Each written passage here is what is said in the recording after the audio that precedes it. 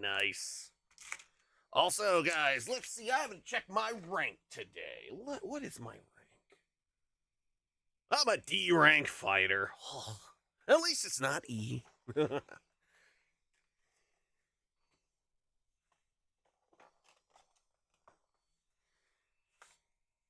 Ooh. Okay, hold on. All right. Okay, here you go. All right. I gotta get drinking. Oh.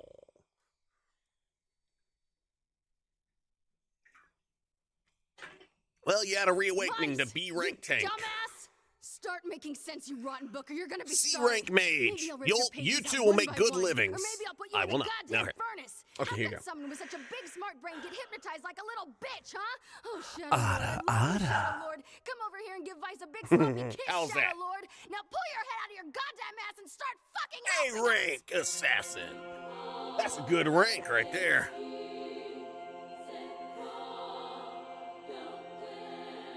Yeah.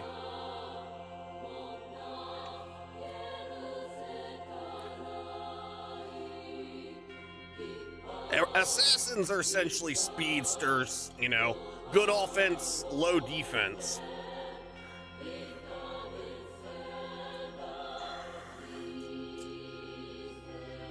A D rank you dropped? That's okay. Let's see. A C rank healer I went down to. Still, C rank's still pretty good.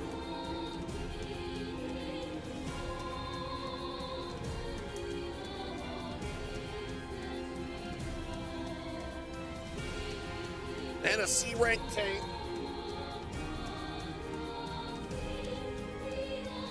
So we got a B rank tank, and let's see.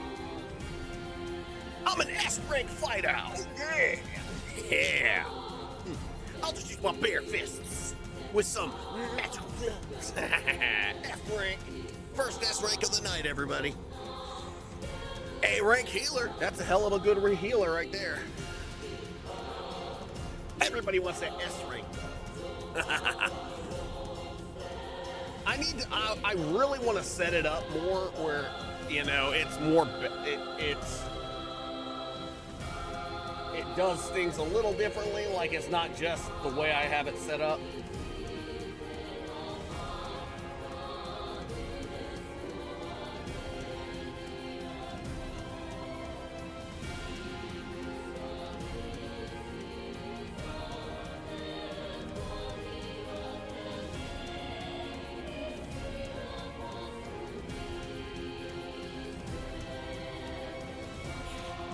Darumaka!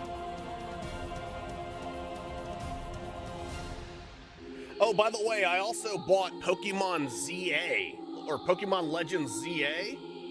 I looked at it, and I've seen people play it. I never got Arceus, because Arceus didn't look as good. And I don't know, I was just afraid because Arceus just didn't seem like...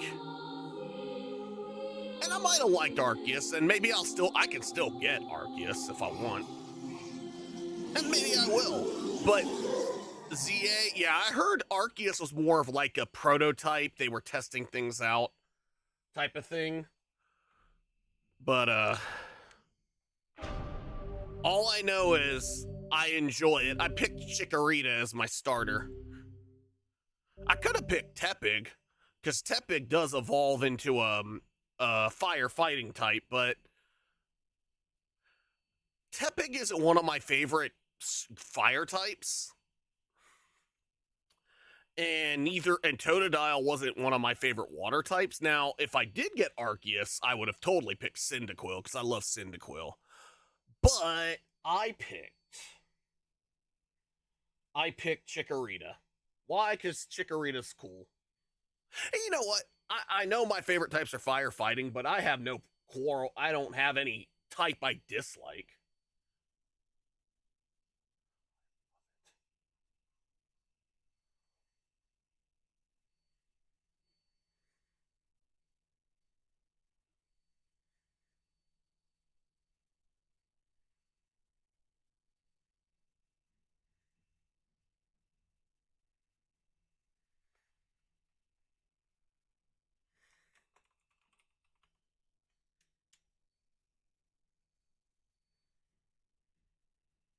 Checking down. Oh, did I select the wrong thing?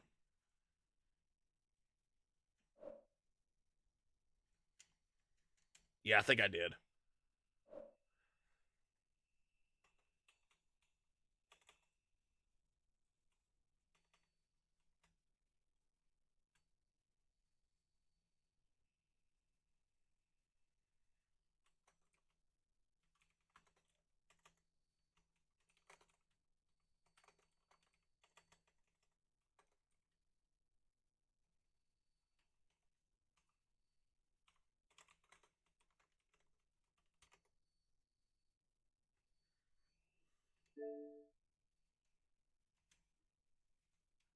Yep, I selected checking that. Let me,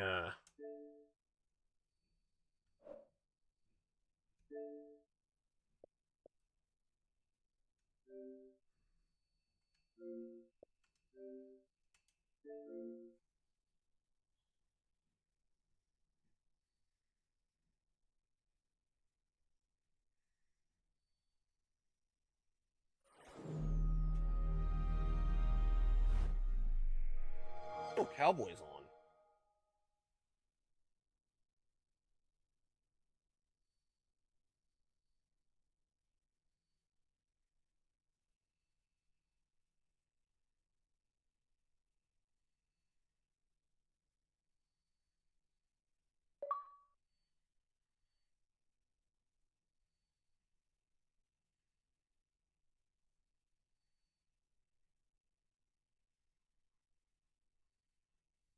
Vice, you dumbass!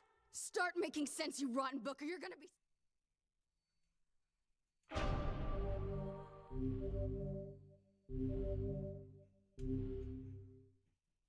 Yeah, I had accidentally hit downloadable content, and where 360... Hello, Gears! Was it Gears Garrett? How are you doing over on YouTube? Good to see you. Hope you're doing well.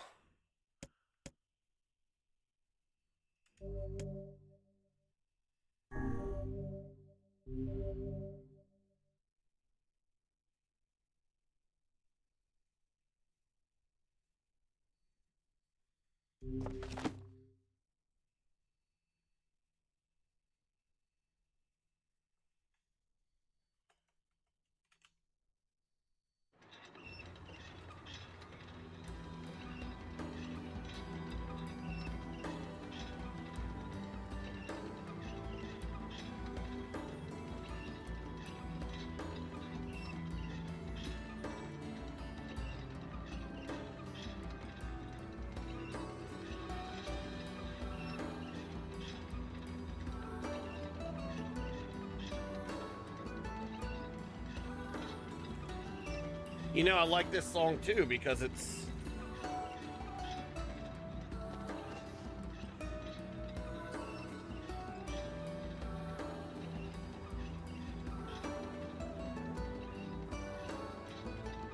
Because it's a play on Radiant... Was it Winds? Oh, is it... Was it Hills of Radiant Winds?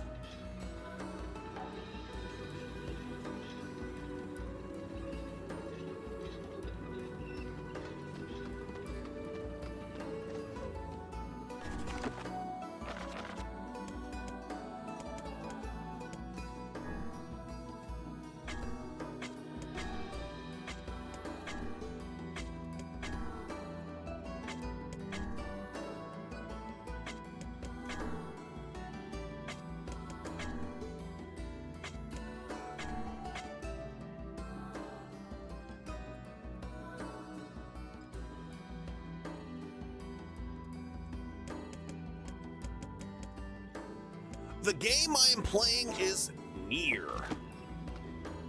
Says it right in the title. Anytime you come to stream, if you want to know what game I'm playing, I always put it in the title. Yo. You seem to be in good spirits. Oh, I am. My new flower shop is already far more successful than I ever dreamed.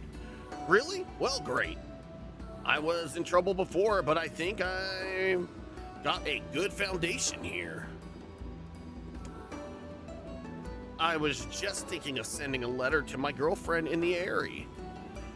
I've put her through a lot, but now I'm ready to start a new and better life.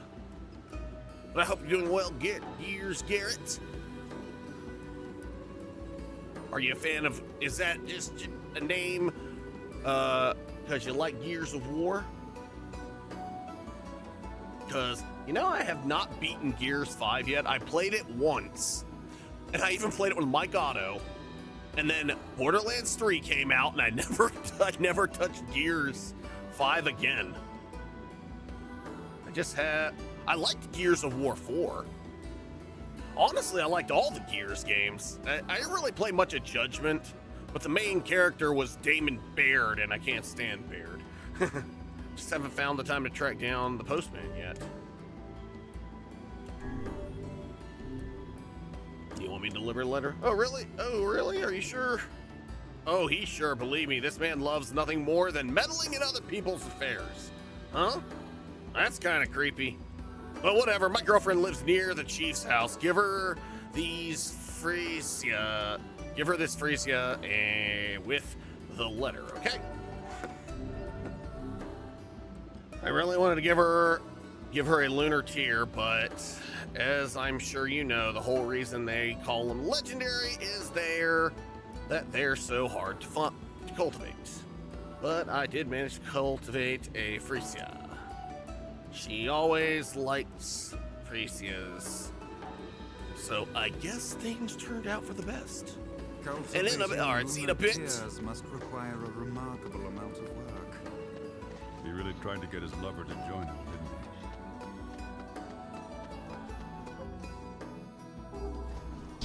he? It appears so, but who can say if that lover honestly wanted to wait? What do you mean? The woman wanted to live with him, did she not? Well, yeah, but it wasn't gonna happen. That's why he left her in the village. It would have been difficult, yes, but perhaps preferable to a life of solitude. Why did the... Yo. It doesn't matter anymore. They can see each other just fine now. Indeed.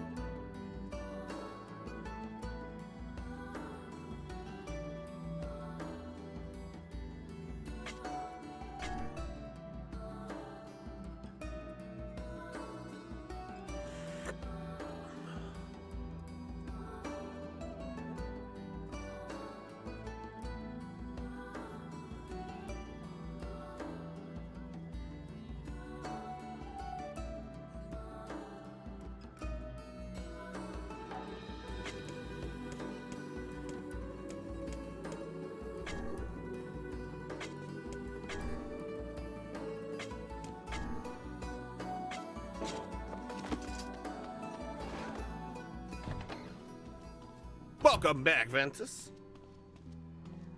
Why in the world can I not? Hey, buddy, have a drink. Yo.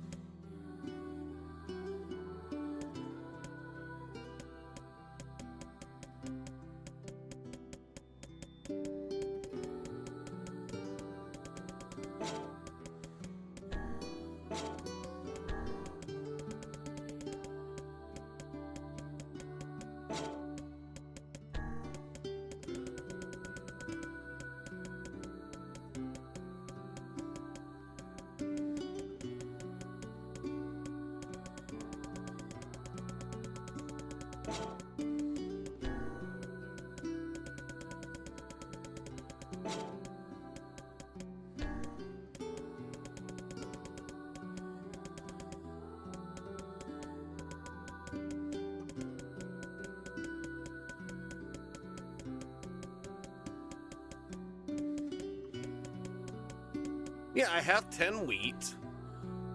I have 10 medicinal herbs, and I have 10 sardines. I have 18 sardines, and it's not letting me finish the quest.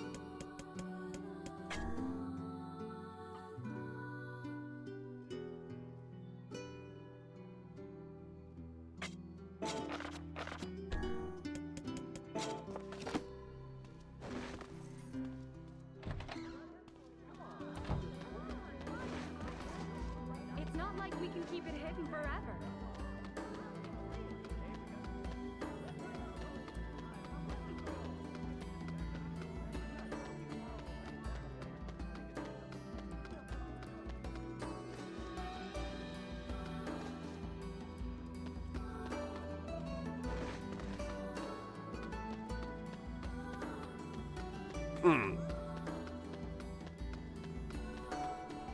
Yeah, we went sledding for a bit today. The lighthouse is a real pain.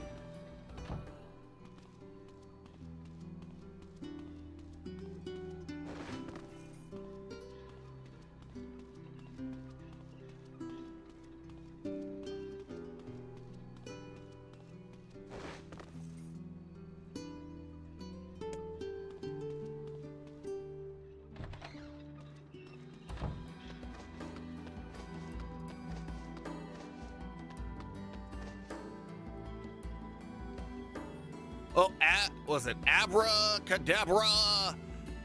I actually do have a girl. Her name is Kane. Or is it Kaine? And she hardly wears anything. Want to see?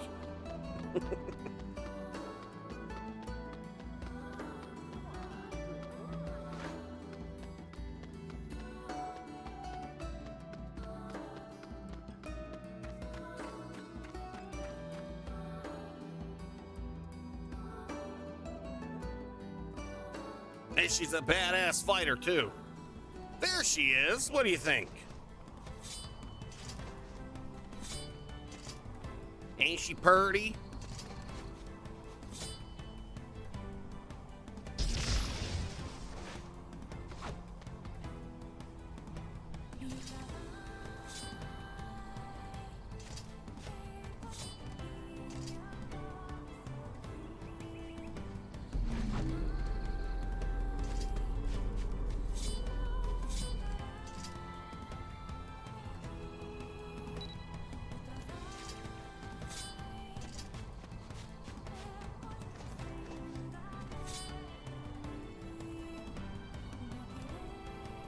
How's that, Abra?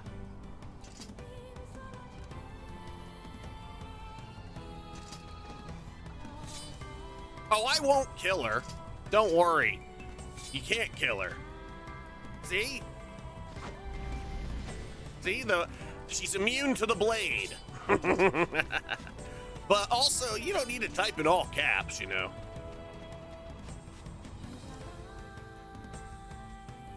It's like you're yelling.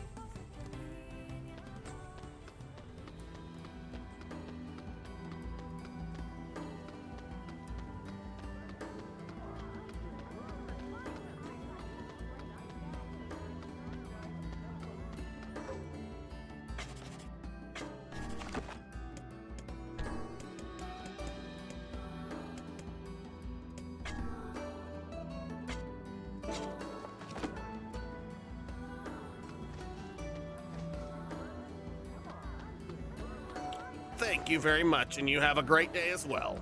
It's not like we can keep it hidden forever.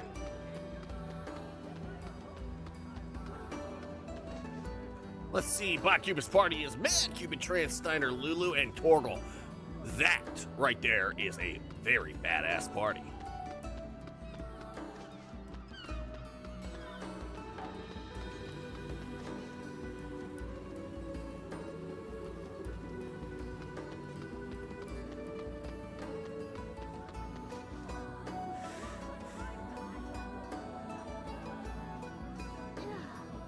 Why do all men have to be so...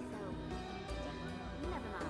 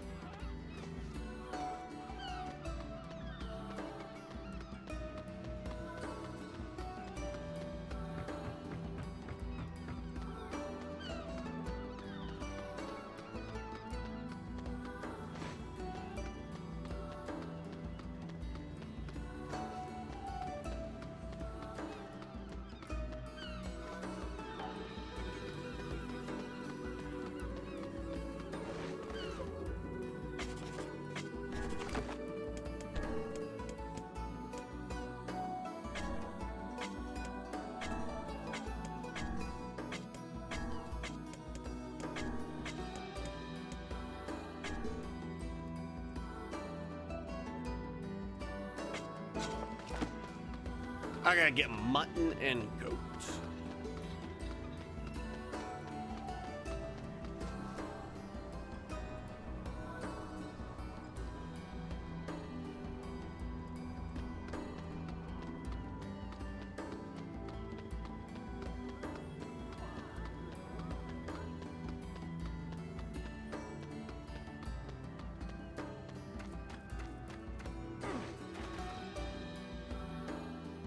For some reason, that quest, he won't accept it.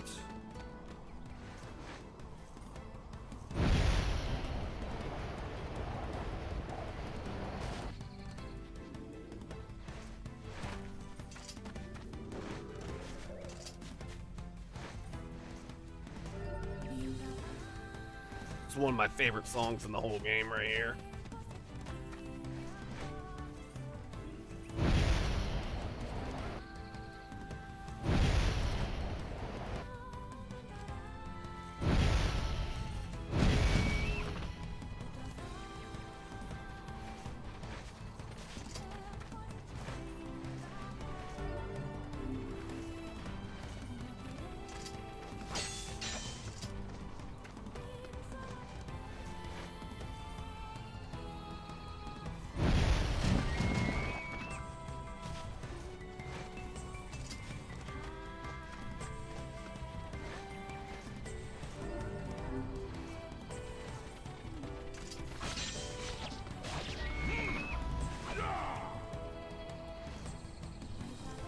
Give me some venison.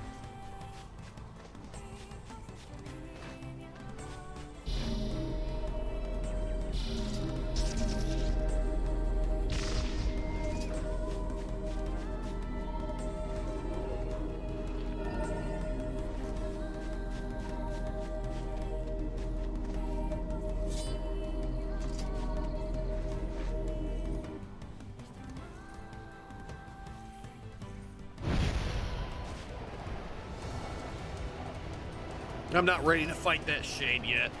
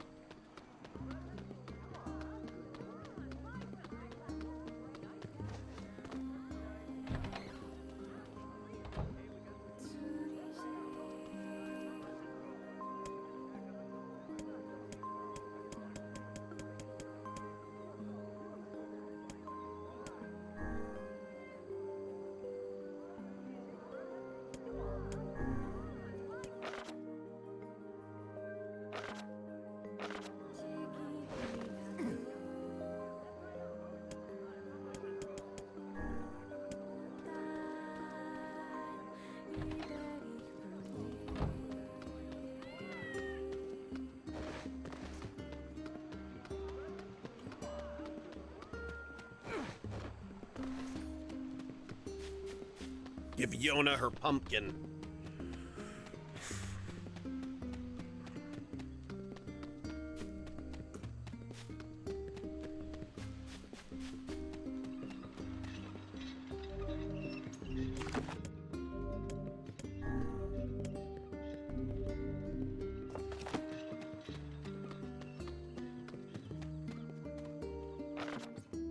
Dear Dad, today was awesome. Popola made me this huge cake that was very yummy, and everyone in the village has been wishing me happy birthday. It's fun to feel like a princess or something.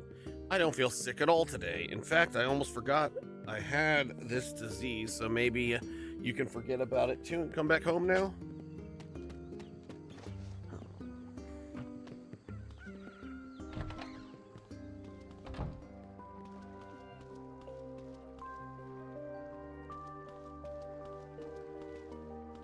Yo. I got your pumpkin, Yona. Thanks, Dad. I've been getting you lots of food lately, Yona. What are you planning? It's a secret. Just wait a little longer, Yona. Ta-da! Here you go, Dad. I made it all by myself. Is this a cake? Yeah. Yep, Popola taught me how to bake one. This is the big secret, Dad. It's why I need all that fruit. Well, thanks, Yona. This is really something. Come on, try it. Oh, I'm not all that hungry, so well, alright. Yeah, this is really good. Oh, yay. You work so hard for me, so I wanted to give you something back. Oh, she's a sweetheart. Yeah. Yes. This is great, Yona. Thank you. Thanks. I made like 7 cakes, so there's tons of leftovers. Fatherhood can be a trying experience. Yeah.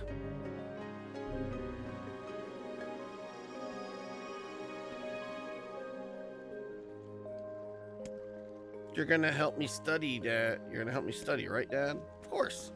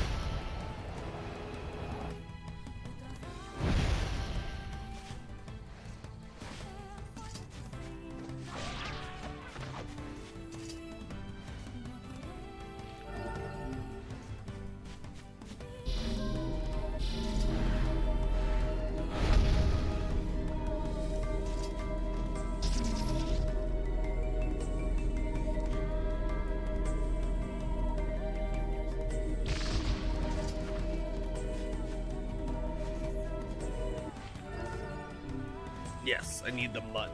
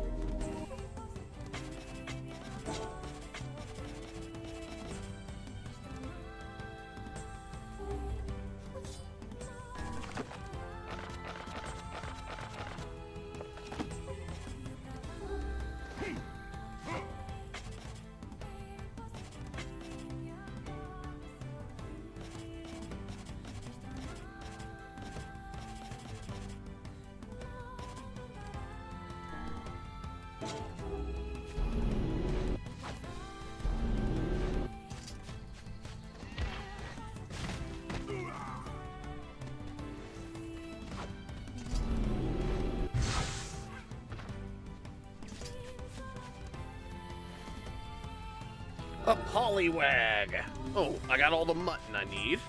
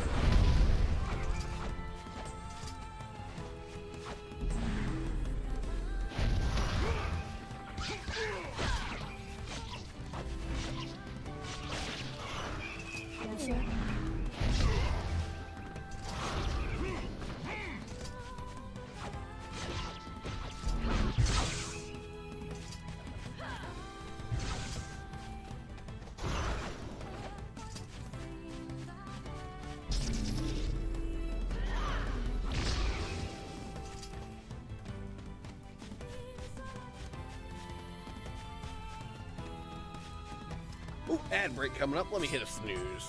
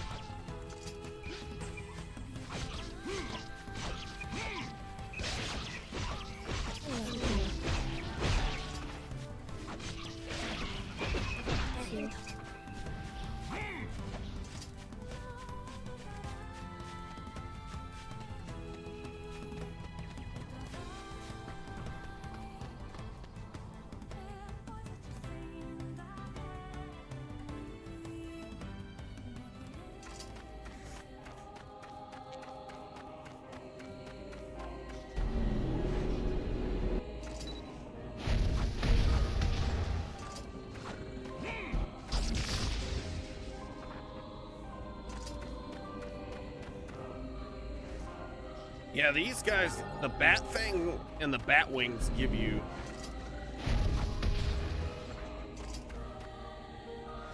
I know the bat, what is a bat fang?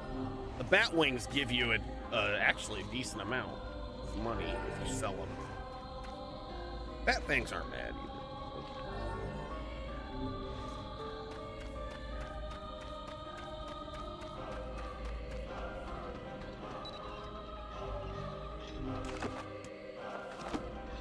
I did it again.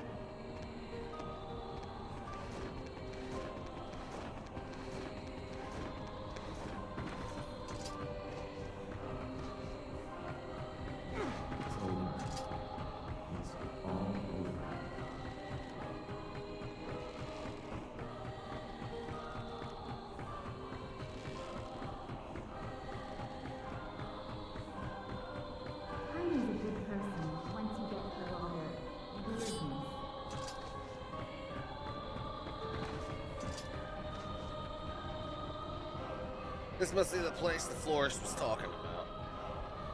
You think she stepped out? Perhaps she moved. It doesn't look like this house has been occupied for some time. Well, no point in hanging around. Better go back to town. She wasn't there. No. Guess you were right, Vice. I find it difficult to determine who is right at this point. We had best return to him.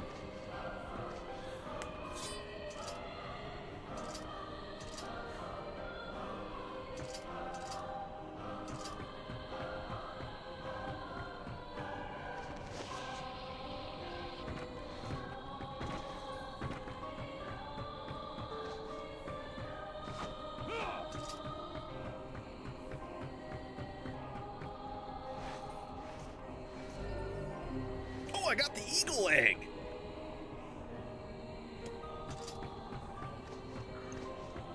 You have certainly taken on a rather trying job this time. Oh, quit moaning. I imagine this egg would fetch quite a sum if you sold it to the highest bidder. We can't do that. The old woman is waiting for it. Perhaps we should place our own financial situation ahead of the concerns of an elderly woman. I told you to quit moaning.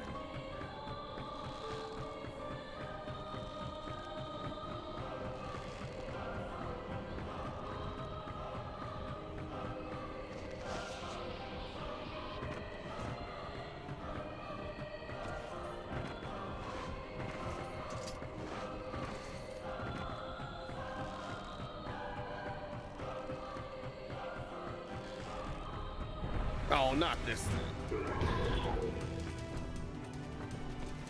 Uh-oh.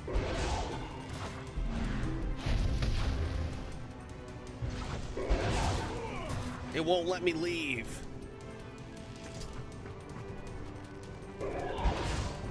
Oh, wait, yeah, I'm on. Oh, yeah, well. No, it won't let me leave. Crap.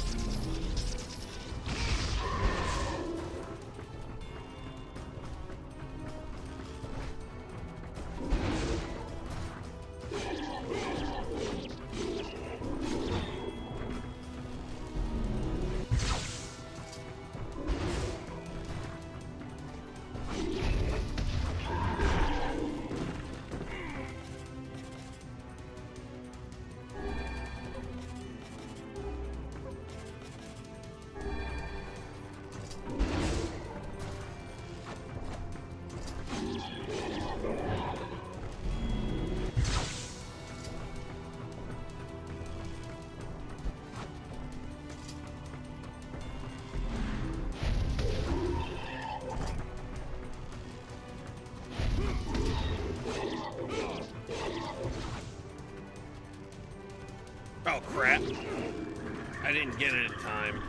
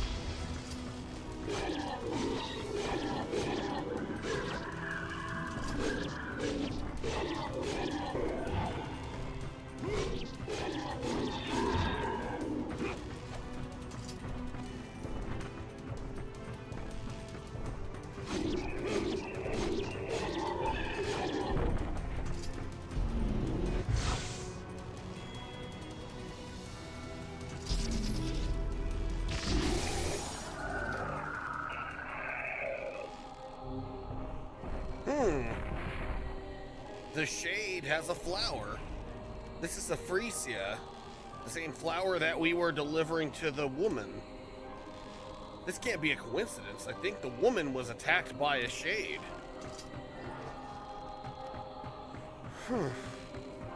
Okay, so that was part of the quest then.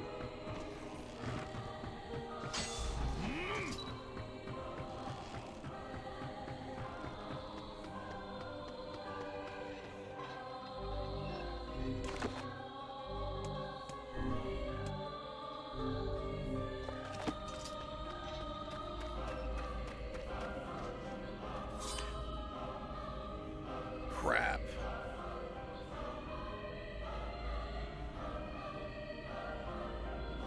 I don't... Oh, my wife took my phone upstairs. Mrs. Cupid took my phone upstairs that I used for the camera, thinking that it was my phone. My current phone that I use.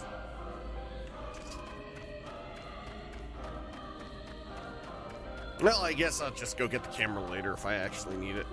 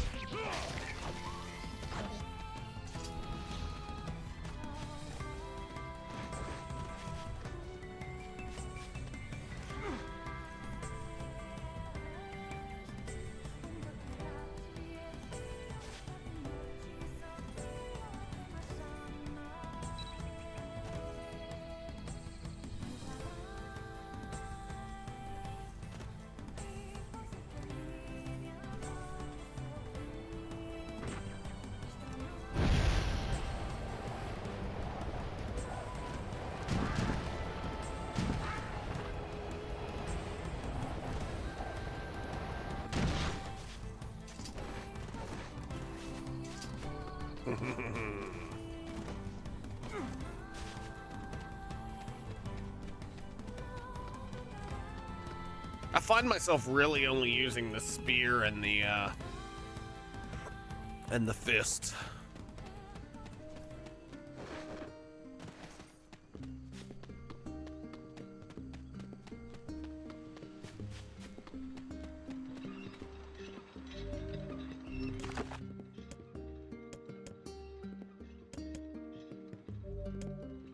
I need to go get a couple goat thingies and then we'll be done.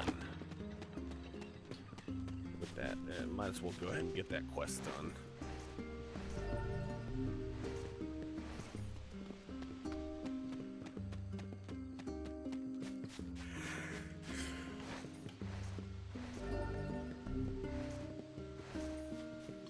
An ad start in a minute, y'all.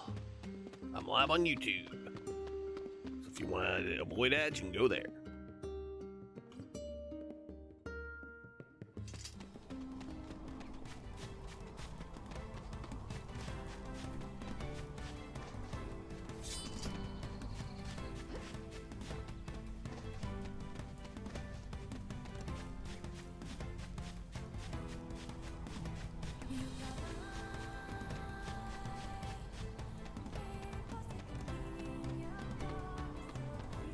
I went through the wrong gate. Daddy came back.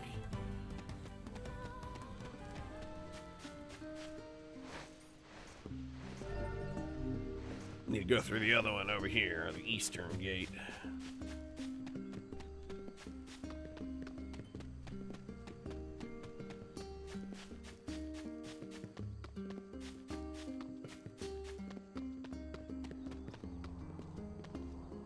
Hey there.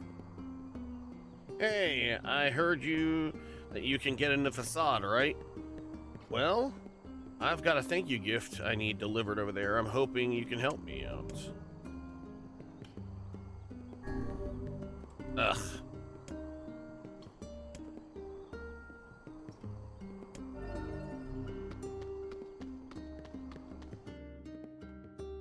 A throw! You want to try your hand at this job, Kaine? Are you serious? Hell no. Hussies are only good for breaking things anyway. Maybe I'll start with you.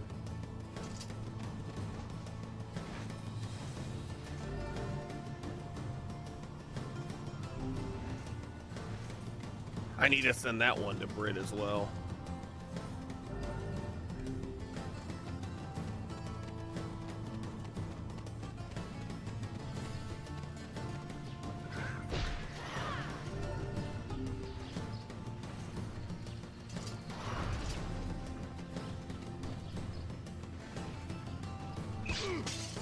Dang it! That did not sound good. I think we broke something. Well, there is little point in finishing our delivery now. We had best go back and apologize. Yeah.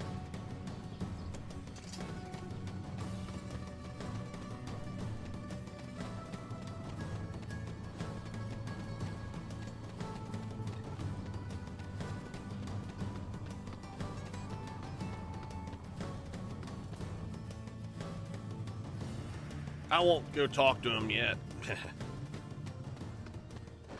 I got other things I need to do.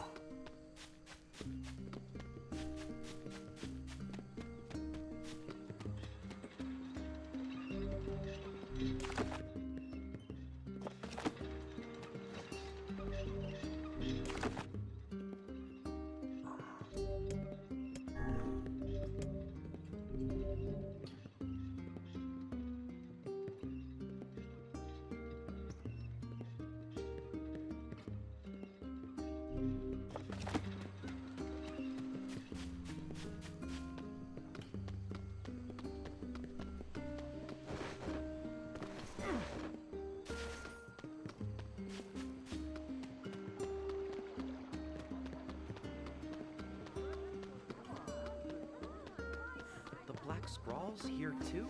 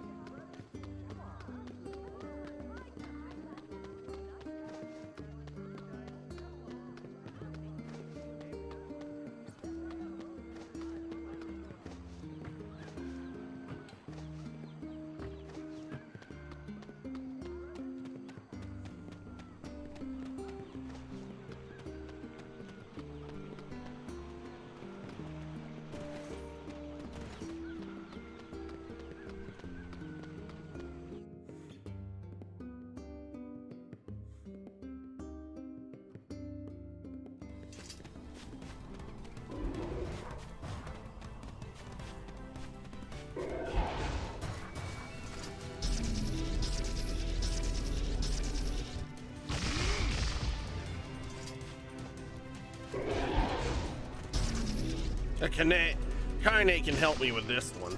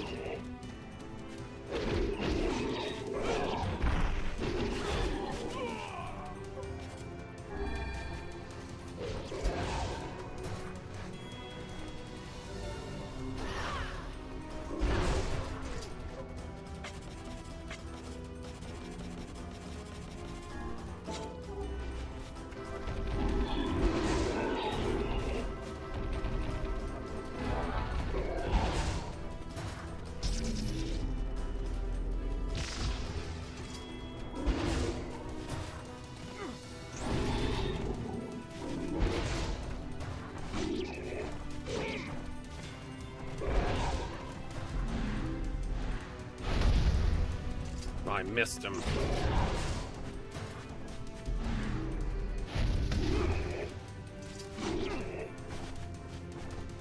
Oh wow, Kaine, he took Kaine down. Hey, fool, what up?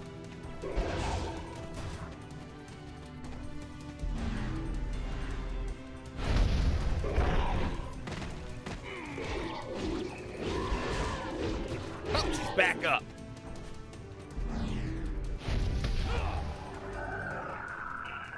Obtain the word solace. Ooh.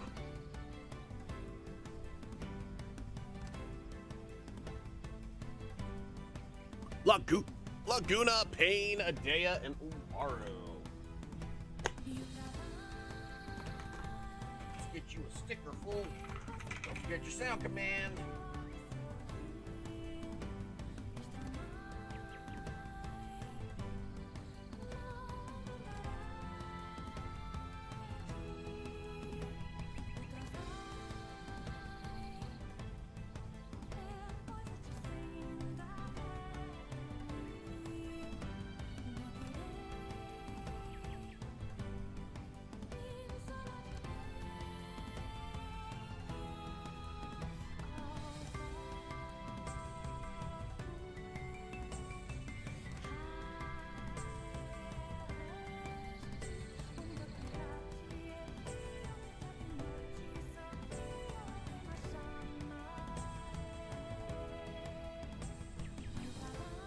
What's up, Tech Squad?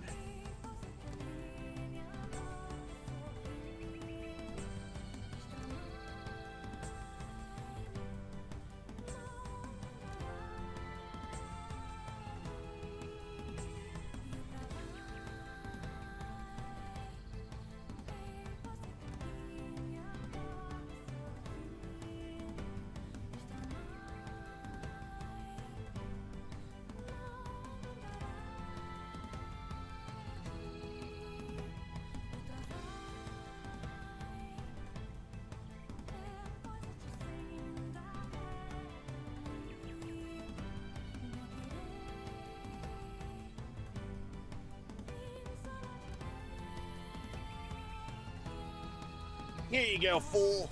I'm doing great. We got a lot of snow today. Fool, you get Shinji and Kuro-chan. Yeah, it like snowed for... It started last night and just went on and on and on.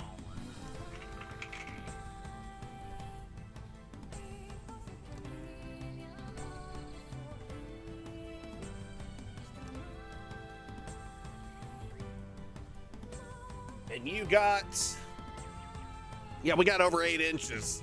It's our biggest snow we've had in a long time. You got a Sally, which makes me sad because Catherine O'Hara has passed away, the voice of Sally. But she left us with some awesomeness. And I know Fool wants black. Yeah.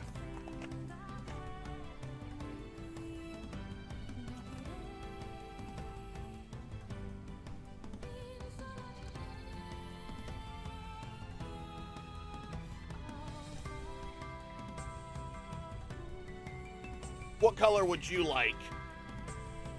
Oh, you want green because of Oogie Boogie? All right.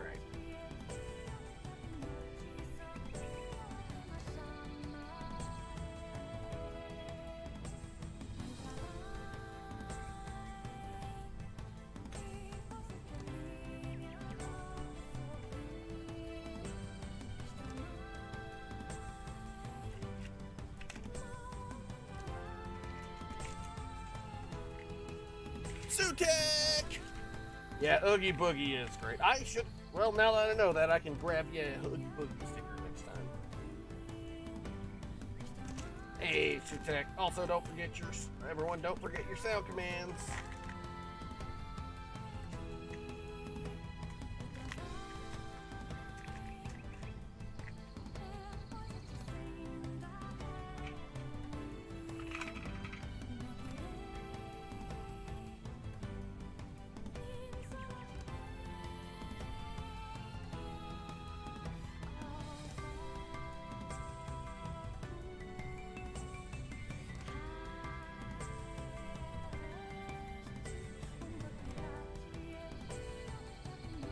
And you got this person from Attack on Titan, Sutek.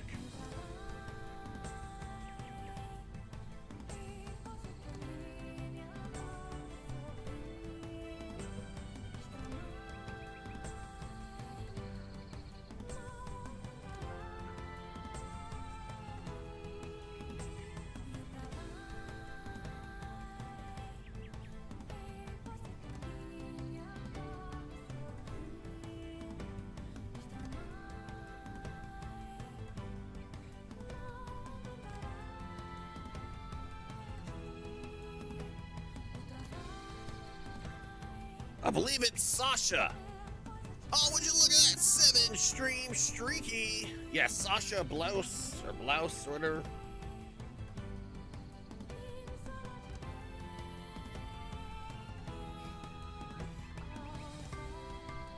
All right, 7-stream streaky.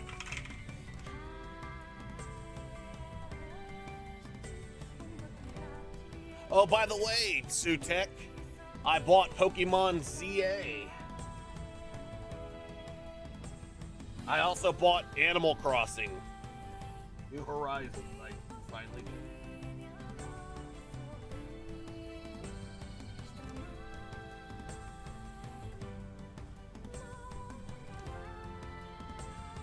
did. And for your 7-stream streak, you got Pixel Totodile. Yeah, it's a lot of fun. I did not think I wasn't sure. It looked really cool, and I got it.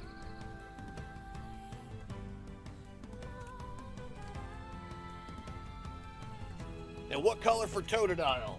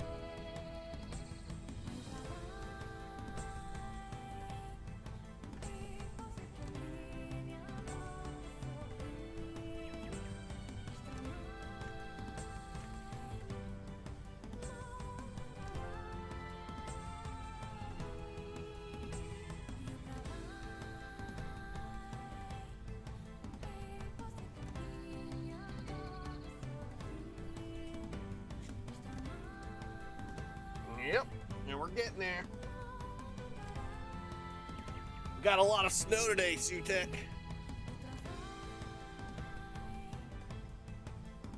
Yeah, it ended up getting over 8 inches.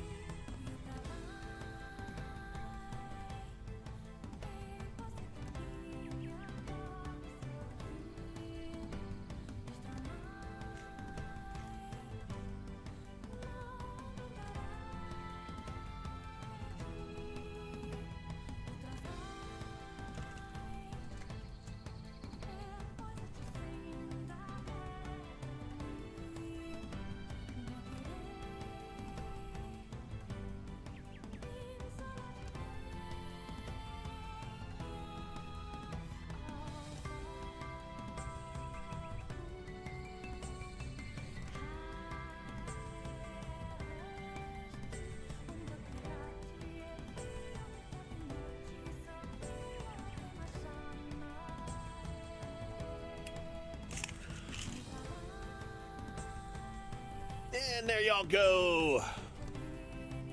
We've got Fools, there's Sutex, and Sutex Squads, and your 7-stream streak.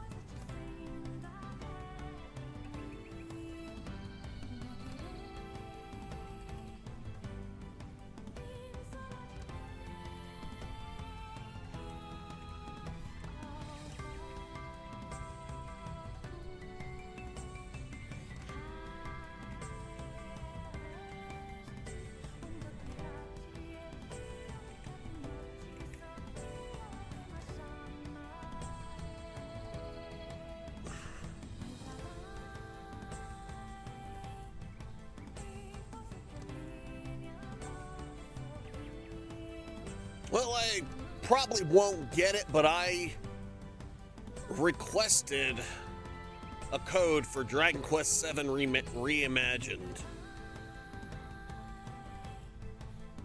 But it would be awesome if I did, but I don't know if I will. I have the numbers on YouTube, not on Twitch, so I applied for it on YouTube. But I've got the numbers on YouTube, so. But I hope everyone's having a wonderful day. Well, yeah, we got lots of snow.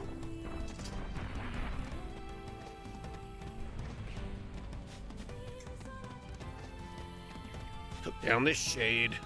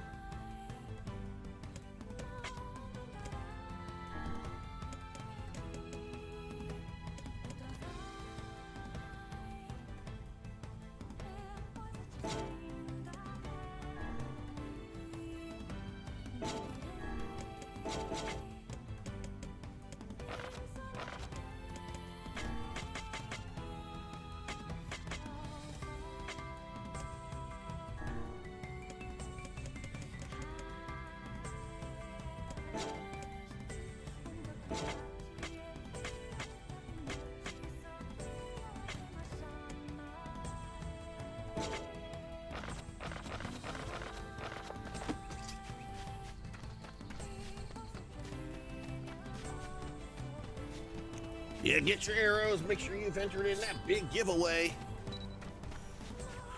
Because that giveaway will be happening, the drawing will be happening in February, which on the East Coast is in less than an hour. We apparently also have another storm front moving in.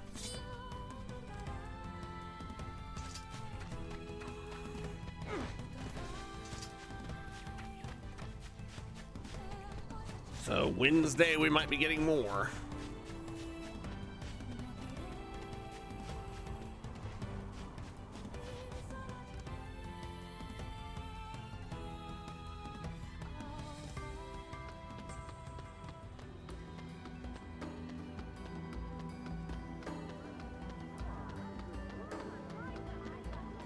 It's not like we can keep it hidden forever.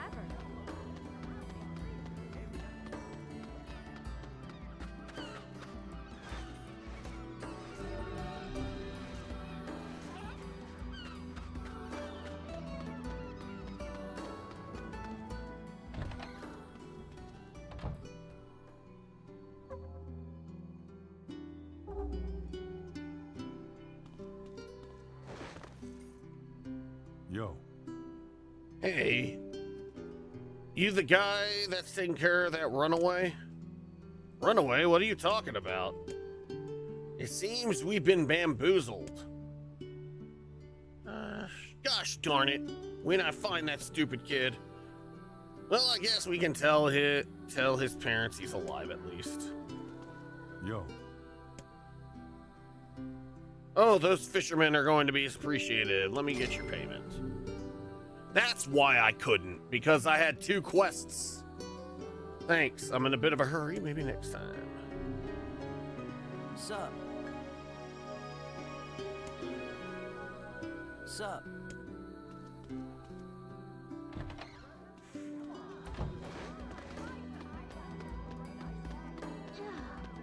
Why do all men have to be so... Never mind.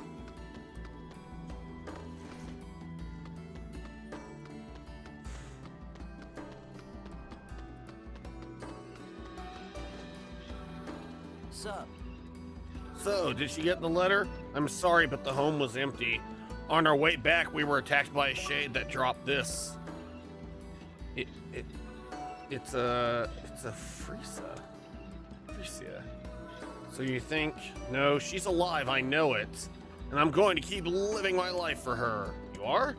I'll stay here and keep my business going. After all, she could come back at any time. Okay.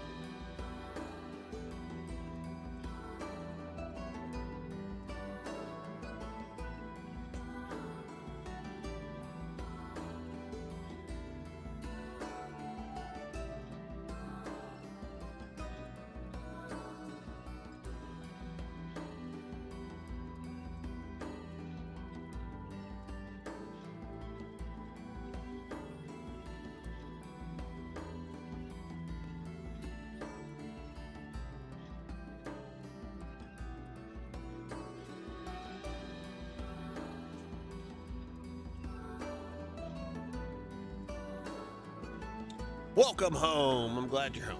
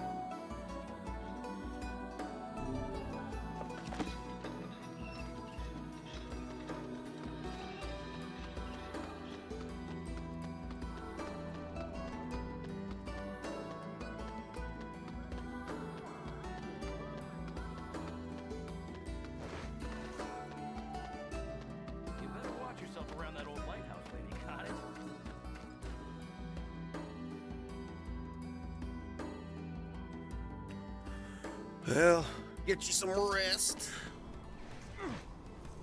while we play a little bit of NieR.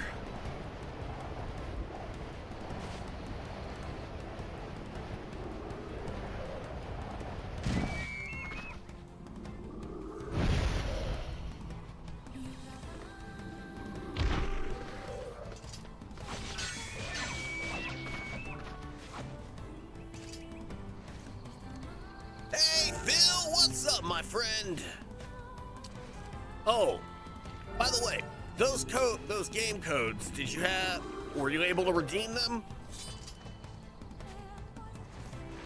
If not, I have added a bunch more games on the list.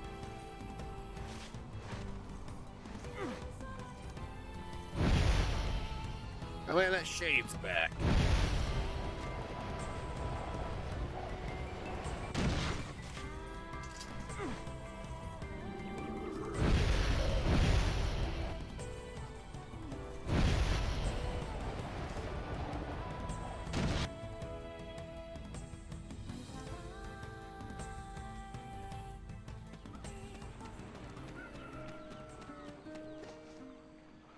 Oh, okay. Well, if you would like to trade those three GOG games that I gave you, if you want to trade those in, I have a bunch of Steam games, new Steam games on the list.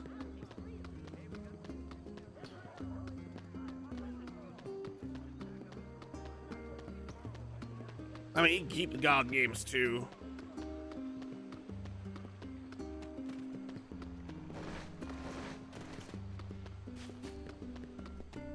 Oh, wait. Finally home from work? Awesome. Awesome, Sutek.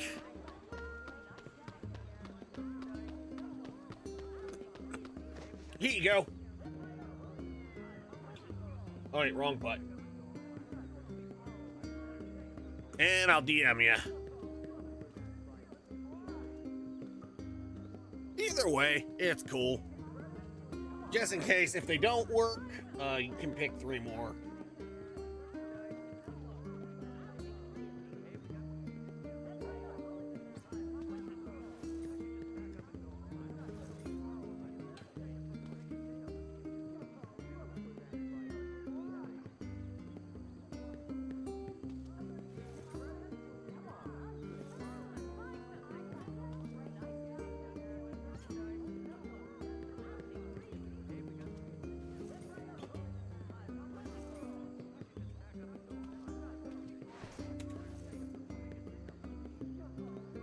There you go, and I sent it to a DM as well, so it's in your DM, so.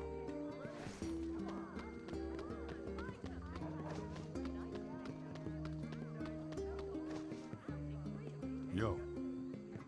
No, I haven't seen him. My poor little angel, where could he be? He's in Seafront. Well, he was until he ran away again. Clive, Sabin, Tella and Torgal. You got Clive and Torgal. That doesn't always happen in the generator. Oh, I'm an S-rank fighter. Y'all should check out exclamation Hunter rank to get your Hunter rank. I got S-rank fighter tonight. Maybe y'all can get S ranks. My little angel is a bit of, well, he's a dirty liar. I probably shouldn't have mentioned that. Probably should have mentioned it.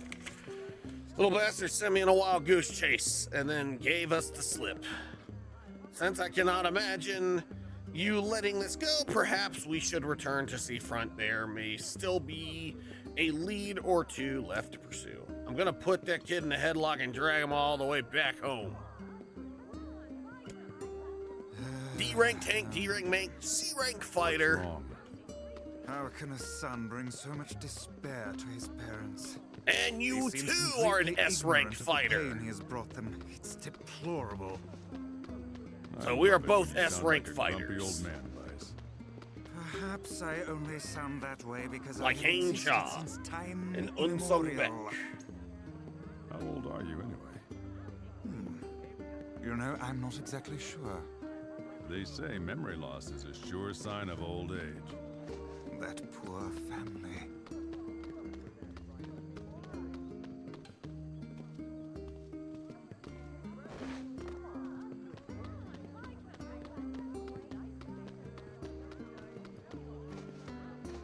Phil! Yo, rat! 3 dream streak?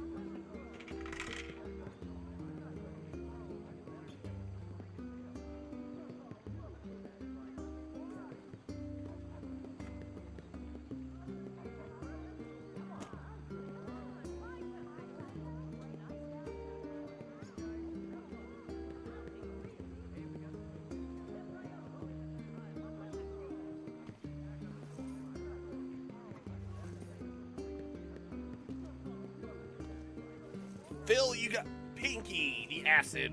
Her quirk is acid.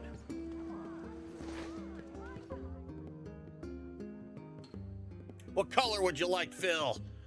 For Pinky. Also a fellow. Oh, can we get a shout out? Did we get a shout out for Phil? If not, can we please get a shout out for Phil? He is a fellow cutie.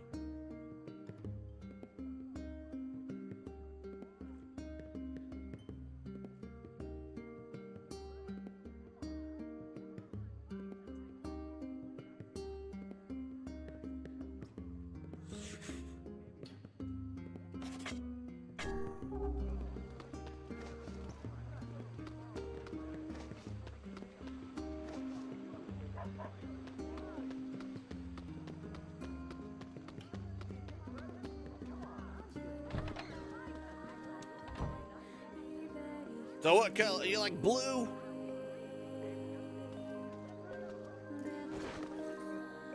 Yo, Got your eagle egg. Well, thank you. Give me a moment here.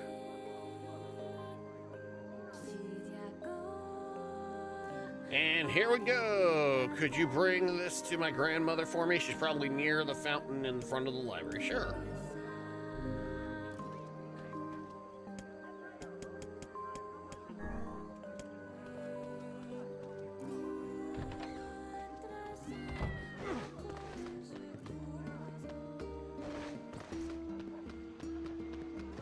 We'll go with the blue.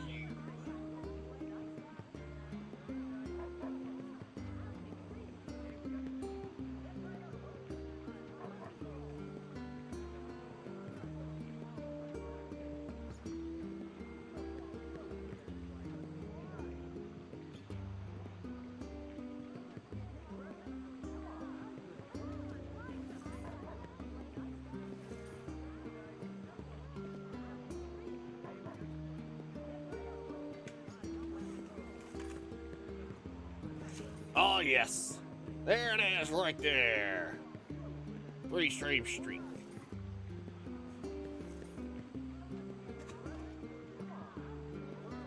I can't believe, man, January's already over. It'll be over in less than 30 minutes. It isn't. All right.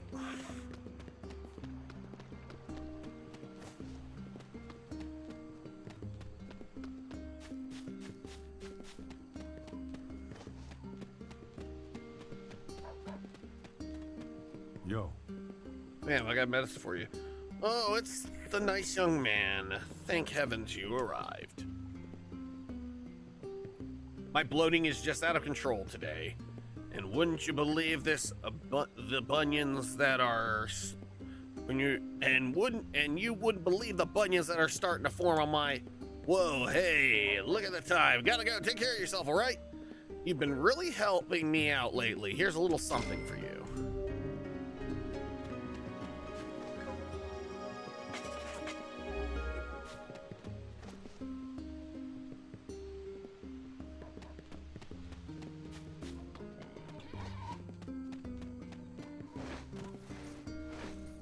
Yeah, I know, TMI old timer.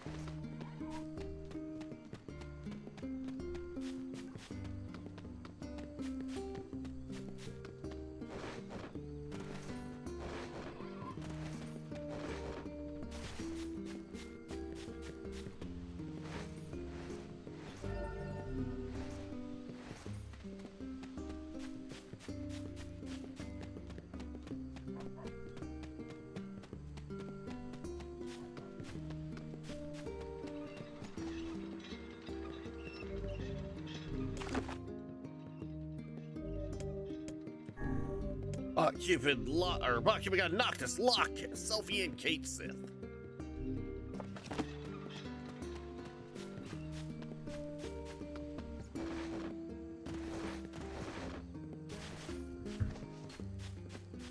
Oh, today, the 31st, that is? Or are we talking the 1st of February?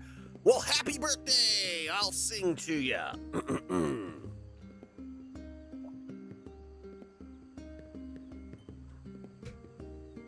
What day is today? It's Sutik Squad's birthday. What a great day for a birthday. Let's all have some cake.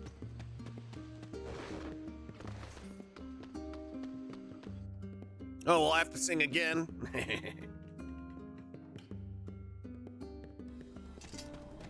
Well, as a sub, you should be able to rewind.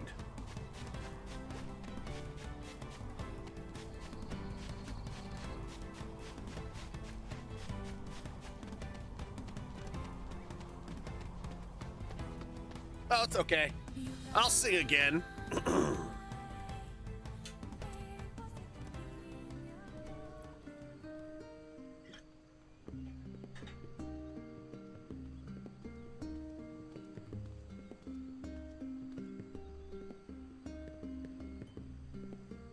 What day is today? It's Sutek Squad's birthday. What a great day for a birthday. Let's all have some cake. Happy birthday, Sutek Squad. Now, for the traditional spankings of Mrs. Cupid's booty. Because every day is a good day. Every day is a good day to spank Mrs. Cupid. And I will do just that right here.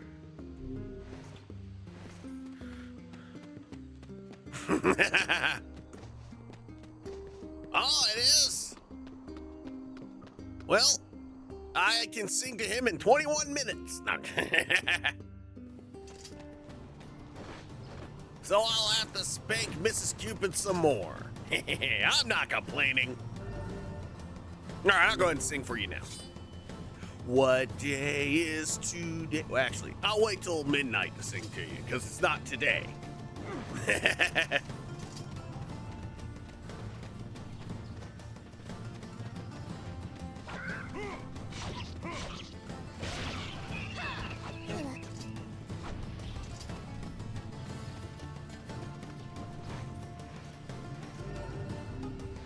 Actually, I might forget. We'll just say it's... What day is today? It's Sutek's birthday. What a great day for a birthday. Let's all have some cake. That was actually the birthday song we used to have to sing for a while. Because David was, when he was a kid, the happy birthday song... It doesn't anymore, but it used to trigger him, and he would just start crying. And same with clapping. And at the time, we did not know he had autism. We knew he had sensory processing disorder, but not autism. He hadn't been diagnosed. We had a feeling, but...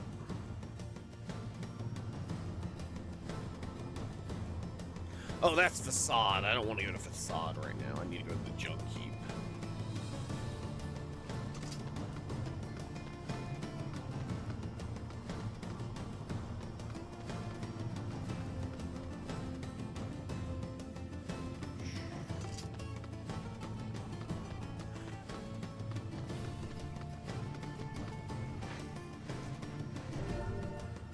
Well, y'all have your happy birthdays.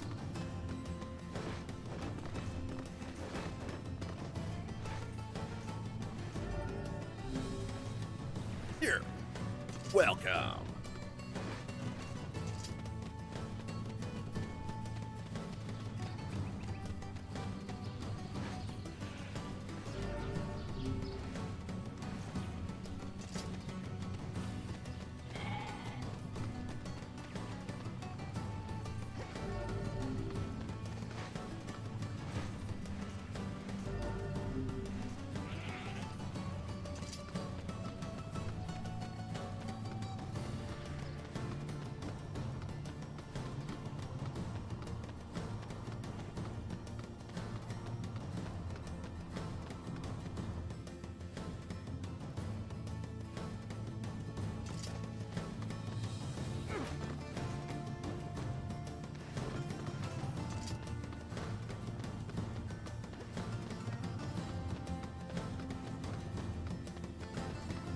Kaine.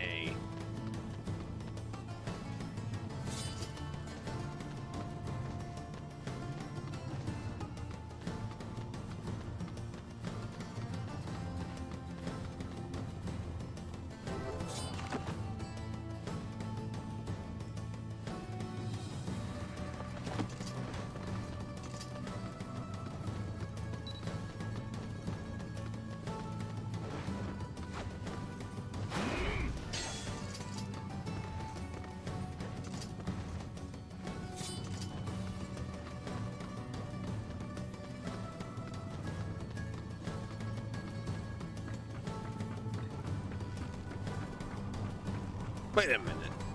This isn't the right place either.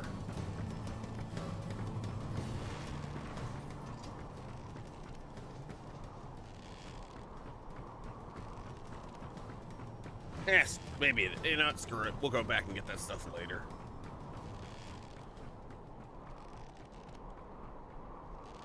I don't think you can venture in here again.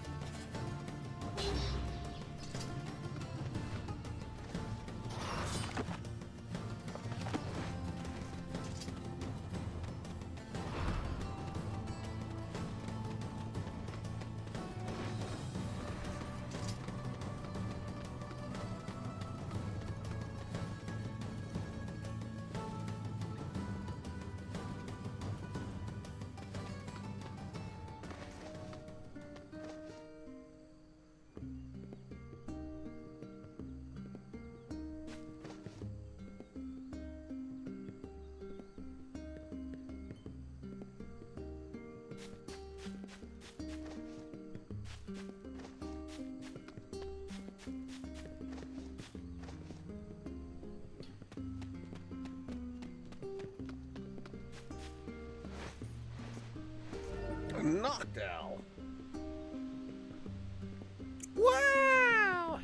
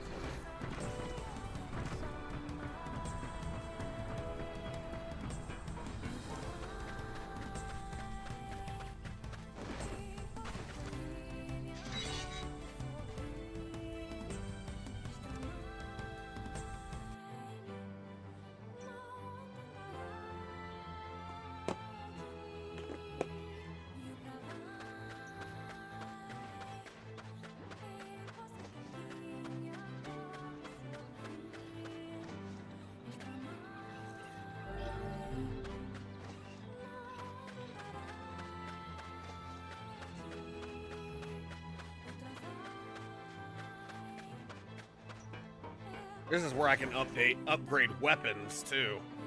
He doesn't speak about Mom as much these days. Jacob, Yeah? can you read me a story? In a bit, okay? I've got a customer right now.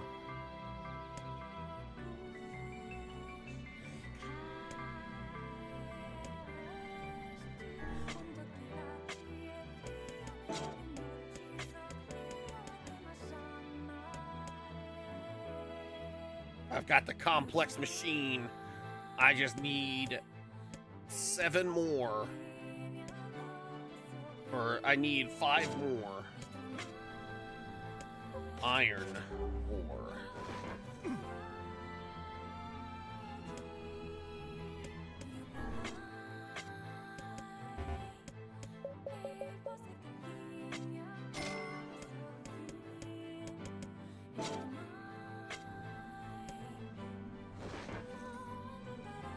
Oh, got an ad break.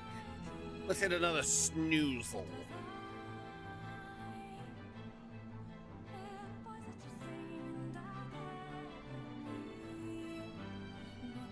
And you know what we're gonna do right now? A giveaway.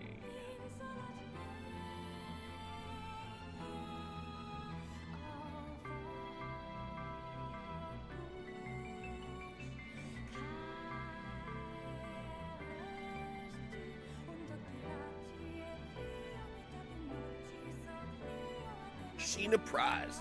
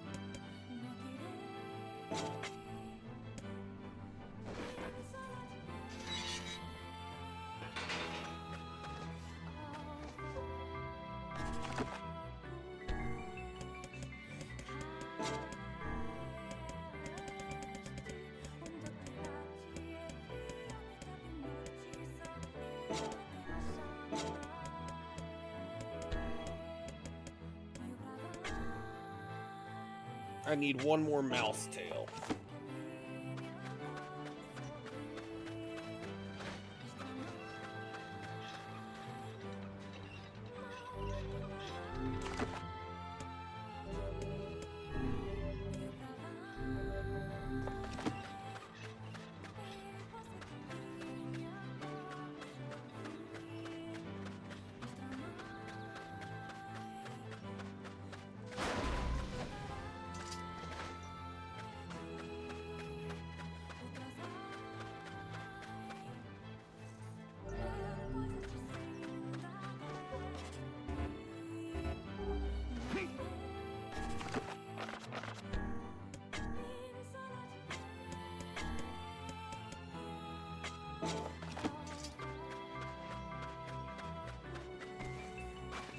I think we're gonna go to the Forest of Myth first.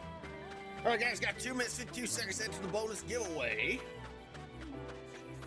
You haven't entered it yet? Exclamation bonus.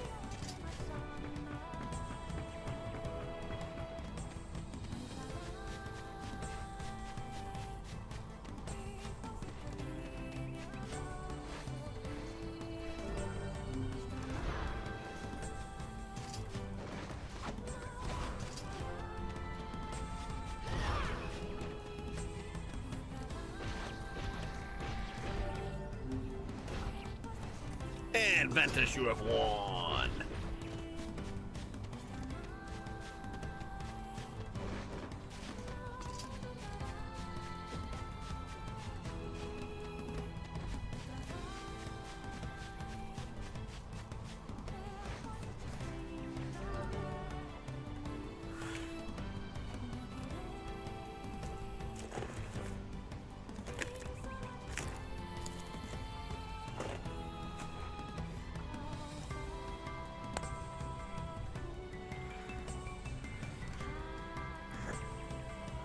And you've won a random game!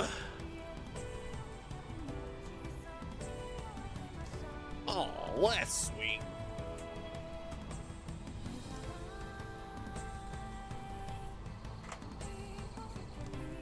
Well, my camera's upstairs and we won't have the camera. 7.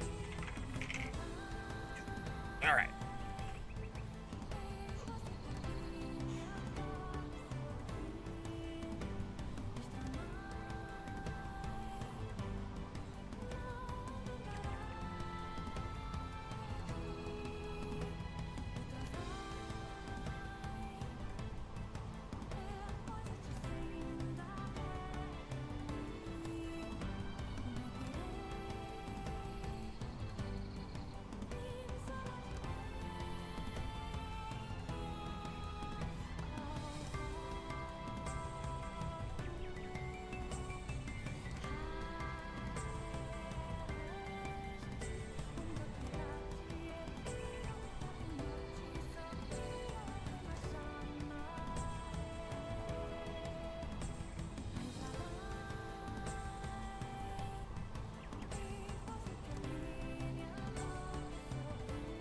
All right, let's see.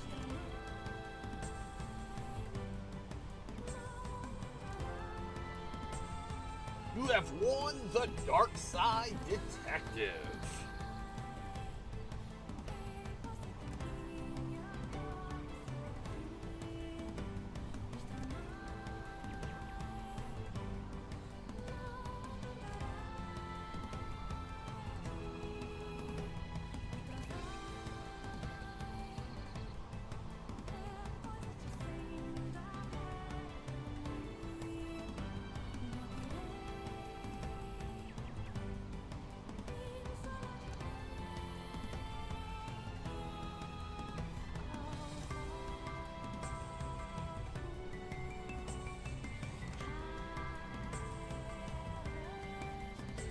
It's getting cold in here.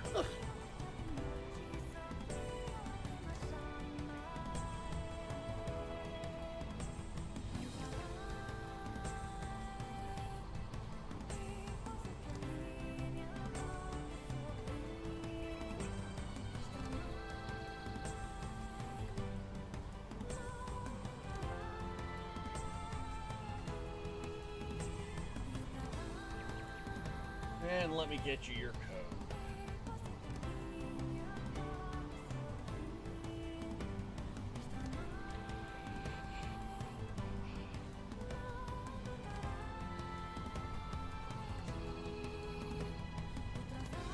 It's all good. I was about to send you this anyway.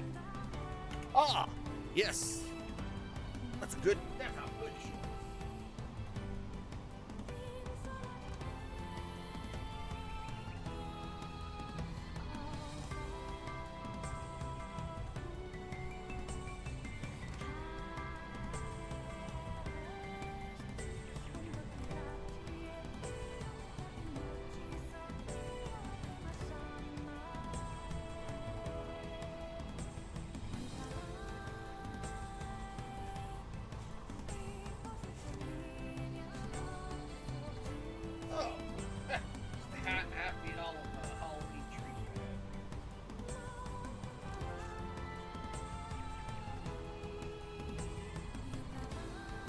Also, it's Final Fantasy VII's birthday.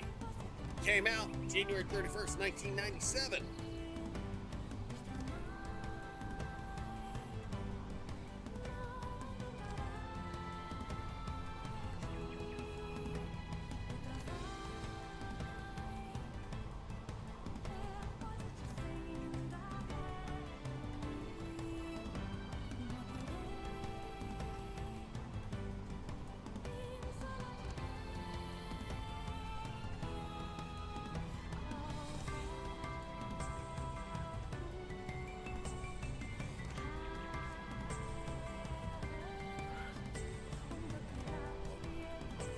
Drill.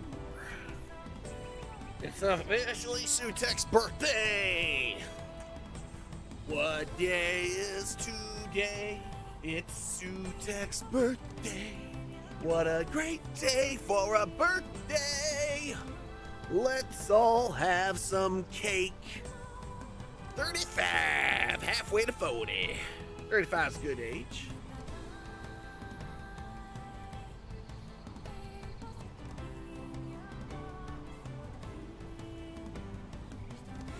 Yeah. Yeah, little mitts too, and the thing is, it has a tail as well. I use this as a Halloween costume. Oh yeah, and I also use it as a cosplay.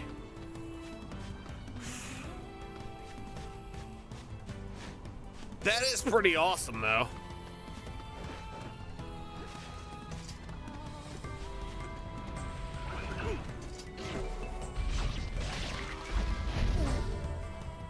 Con. Ooh, poison.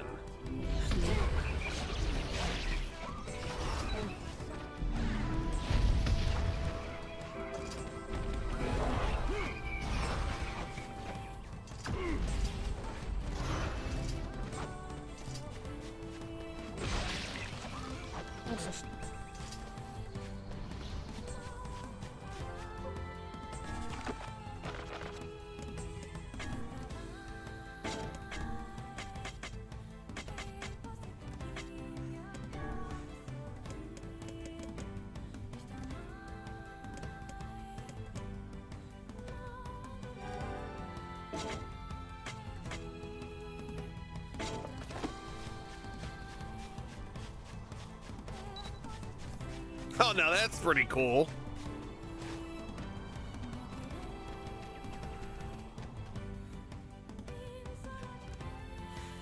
See, my grandfather's birthday was August 12th. Mine's August 11th.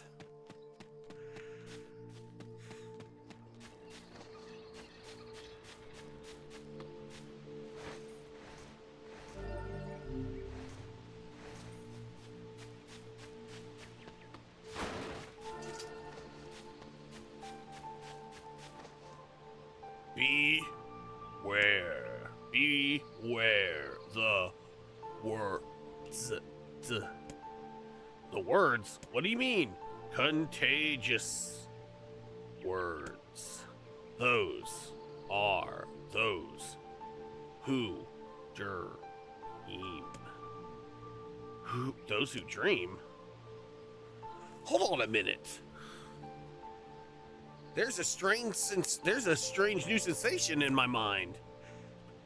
Vice's voice rose in a quizzical way. It's not a quizzical. It is not quizzical. What's going on here? The villager's body shudders as he slowly opens his eyes. Perhaps we should start by asking the man.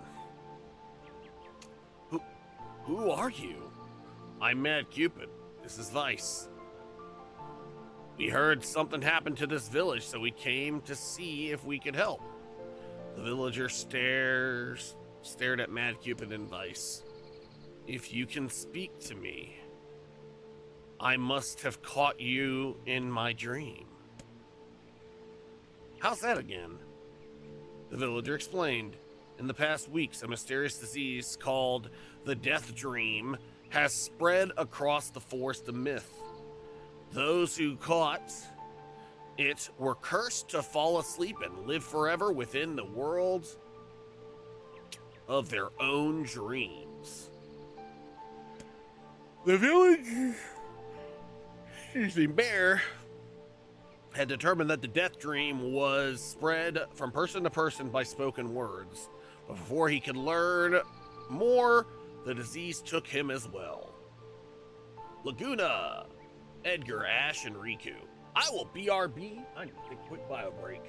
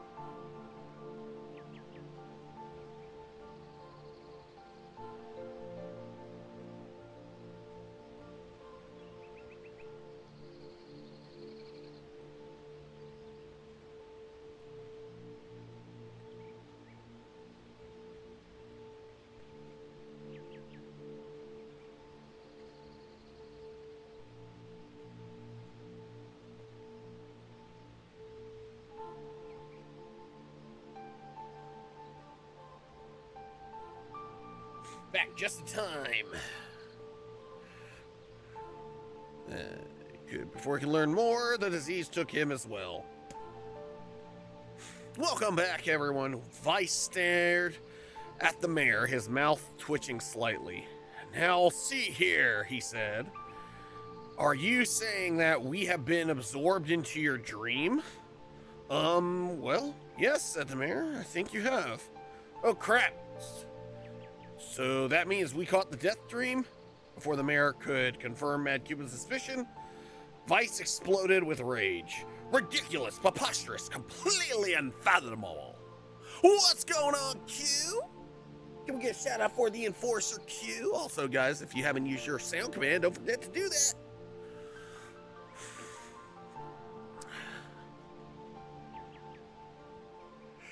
Everything is below. I don't even recall falling asleep. The mayor attempted to take Vice's complaint in stride. That's how the death dream works, he said, brushing aside the book's remark. My remarks shall not be brushed aside. My remarks shall not be brushed aside, fool. And it would behoove you to remember that this world allows me to view all of its narration. The mayor twists his mouth into an embarrassed grimace, then quickly changes the subject to who Mad Cupid had seen and what they had discussed since coming to the village. NieR's going good. We're in the forest of myth.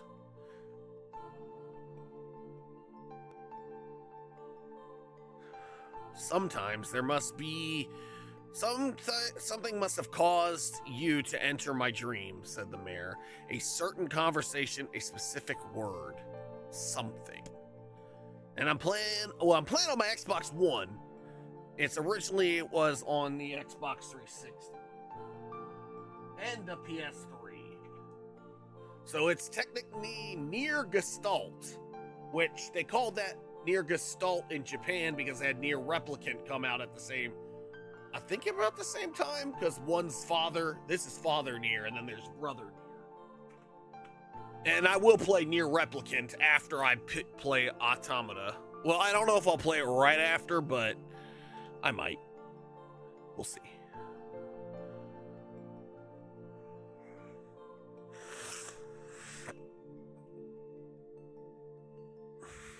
No, this one did not come out on PC. There were simply too many words to consider. Or is it a certain specific word? Matt Cupid and Vice racked their brains, but could find no easy solution. There were simply too many words to consider, too much random chatter, too many meaningless conversations. Grimoire Vice does not engage in meaningless conversations.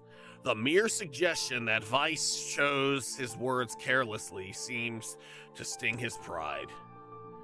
It does not seem to stinging my pride, you bloated gas bag of a narrator. It has demolished it utterly. Irritated Vice looks skyward as if searching for the answers in the heavens. He's breaking the fourth wall with that. Well, yeah, I think so, because I don't think this one ever came out on PC. I was doing no such thing. Just leave me alone already. The anger created by his harsh words bled over to Mad Cupid like a contagion. Wait, said Mad Cupid suddenly. Did someone just say contagion? Yes, I believe so. What was it? What of it? Well, the villager told us to watch out for contagious words, right? The mayor leaned forward and with renewed interest, pushing a startled Vice aside in the process. Well, he must have said something, right? Asked the mayor. Some specific combination of words. What was it? It was about dreaming, or something of that dreams. Or, oh, what the hell was it? A sheep? A sheep? Cried Vice, suddenly blurting out the first thing that popped into his head.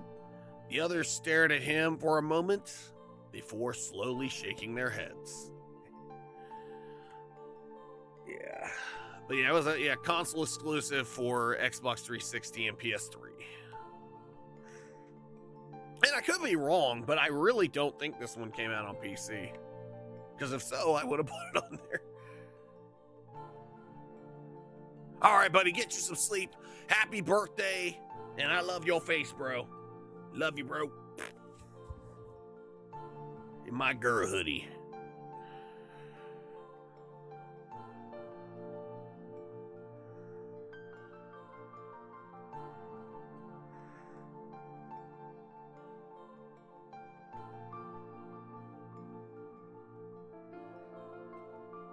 The others stared at him.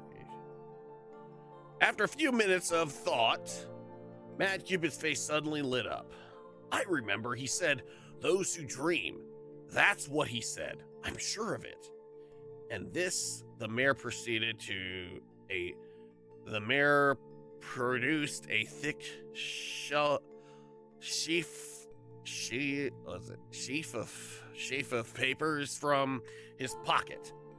He flipped through them a few times before finally nodding his approval at Mad Cupid. That sounds right, he said. Oh, a female unpheasant. They fly faster. They're actually better. I think the male unpheasants have better strength, but the female unpheasants are faster and can fly, and are actually better at flying.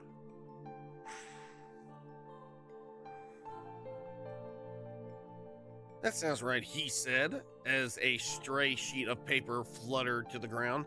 My notes also mentioned something about that. I bet it was the last thing you heard before you fell asleep. The mayor shook his head, his worn pencil stub tracing lines across a lone piece of paper. For the last month, I've done nothing but study the disease we call the death dream, he said. I'm the mayor, right? It's my job to protect people from whatever comes along. But I never expected a couple of outsiders to start entering people's dreams. The mayor paused, a grimace crossing his face. Should probably be taking notes or something.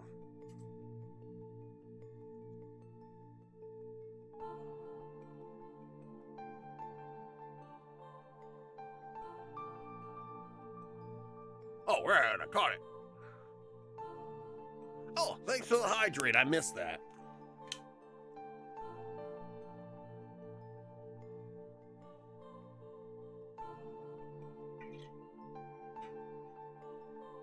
Thank you for the hydrate.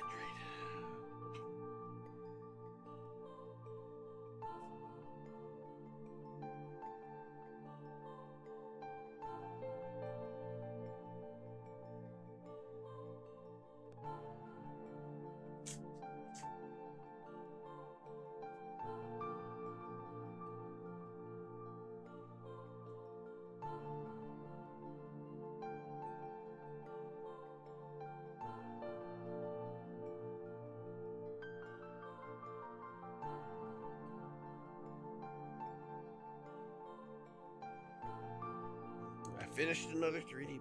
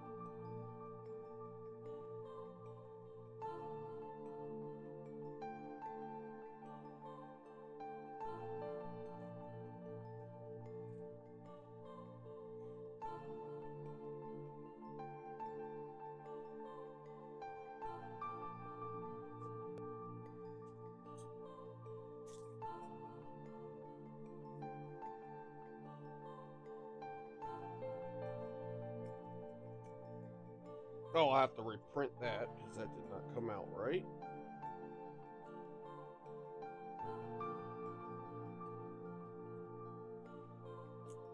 Yeah, I gotta reprint a lot of this.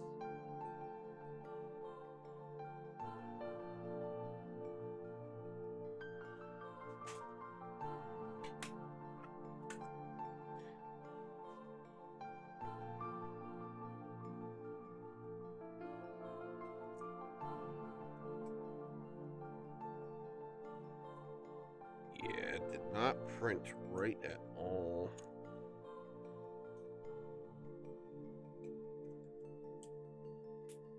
That's okay.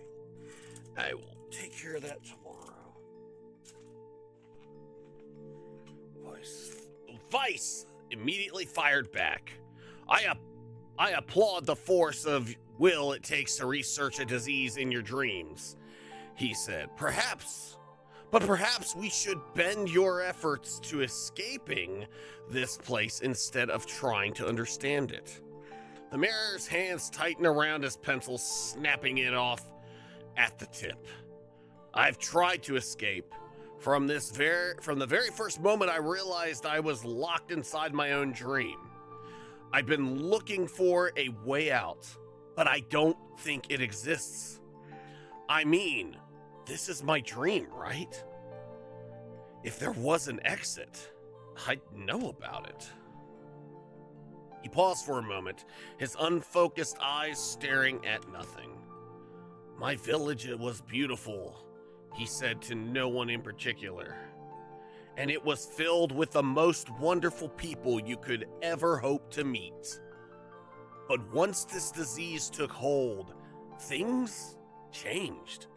It's like someone took a sponge and soaked all the color out of our lives.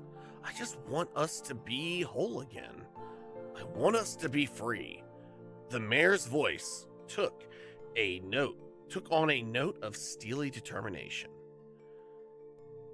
And I won't stop trying until it happens. Mad Cupid nodded in agreement. Huh? Wait a second. I didn't nod. Why are you... Look, if we can be of any help, said Mad Cupid, just ask.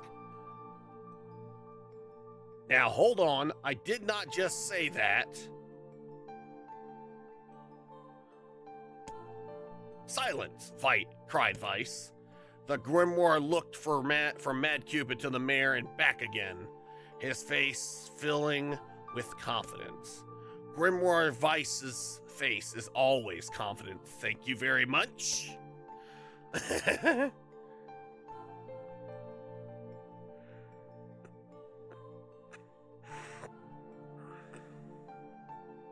Oh, that's cool. Yeah, I never beat this. I never beat the Fables. I played a lot of the first and second one, but never beat them. Don't know why. They were good games.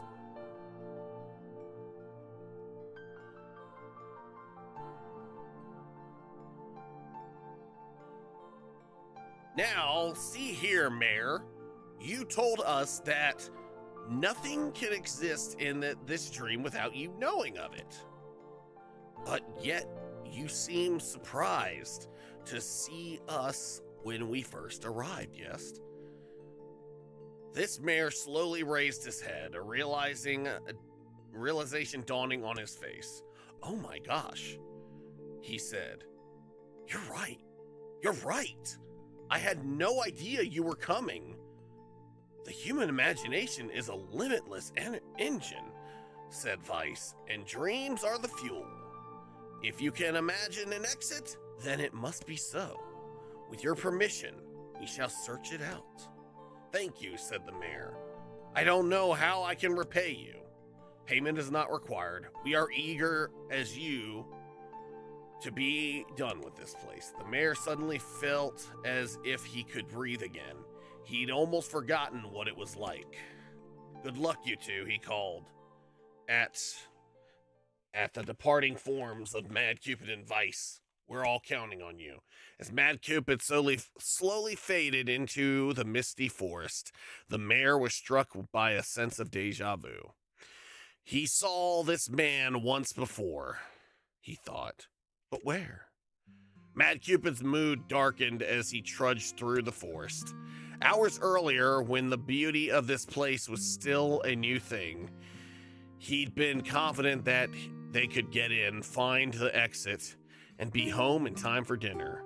But the deeper they went, the more the forest closed in.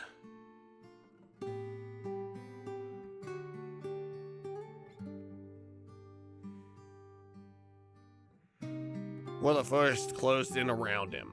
The mist made it difficult to see more than a foot in any direction. And moss-covered rocks seemed determined to twist his ankle. More than once, he'd been forced to steady himself on the rough bark of a tree, and his hand now left small trails of blood on everything he touched. Additionally, Vice was providing,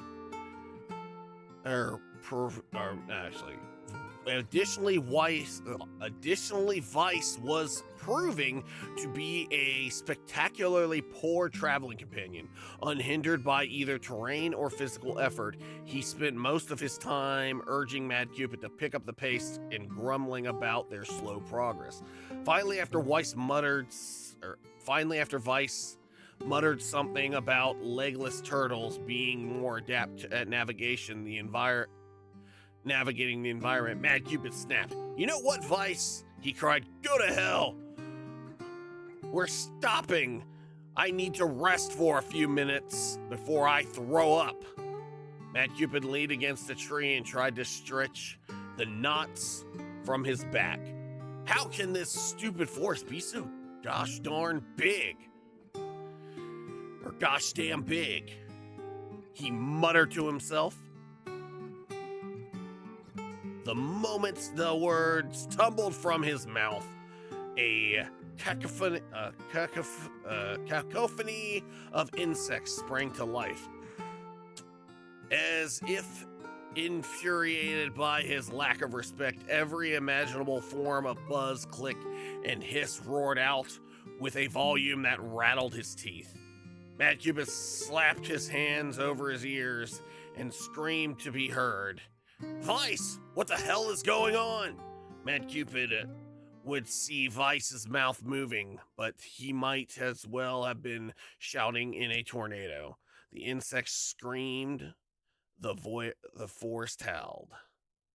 And then, just as Mad Cupid's ears seemed ready to tear from his head and go running for cover, the sound diminished. Hesitantly, Mad Cupid removed his hands from his left ear and listened to the creatures of the woods. Zree, zree, zree, zree. Shaka-ka-ka-ka-ka. Shaka-ka-ka-ka-ka. Shaka-ka-ka-ka-ka. What's it? Woo-woo-woma. Woo-woo-woma.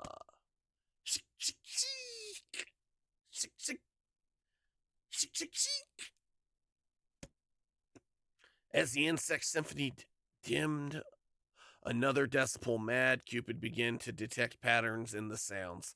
This isn't random, he thought. It's not just white noise. It's something else. The insects weren't just calling out. They were asking a question. One with it suffers. Two with it. One with it suffers. Two with it. One with it suffers. Two with it is ideal.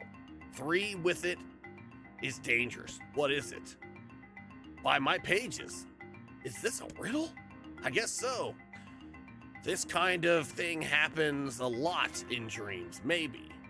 A lot in dreams, right? Maybe it's the key to getting out of this place. Then I leave it to you to answer. One with it suffers. Two with it is ideal.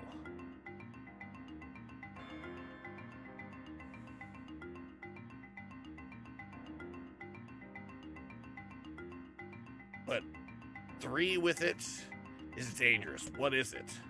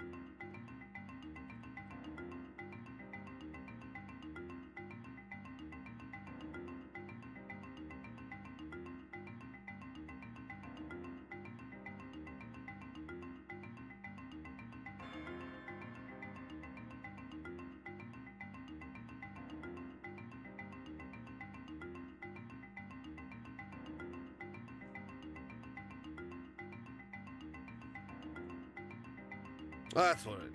Yeah.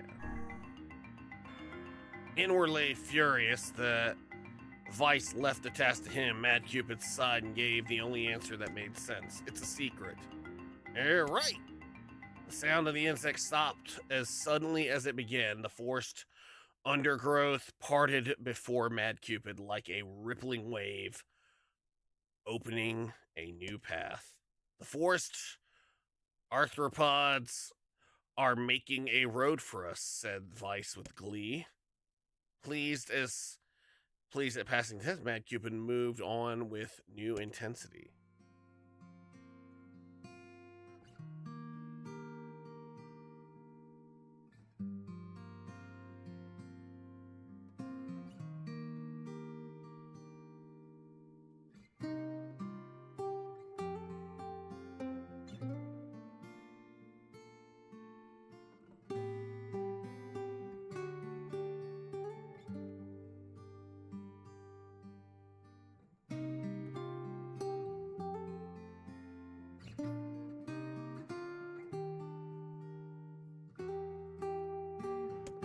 I guess the forest has accepted us, huh? Said Mad Cupid after a bit.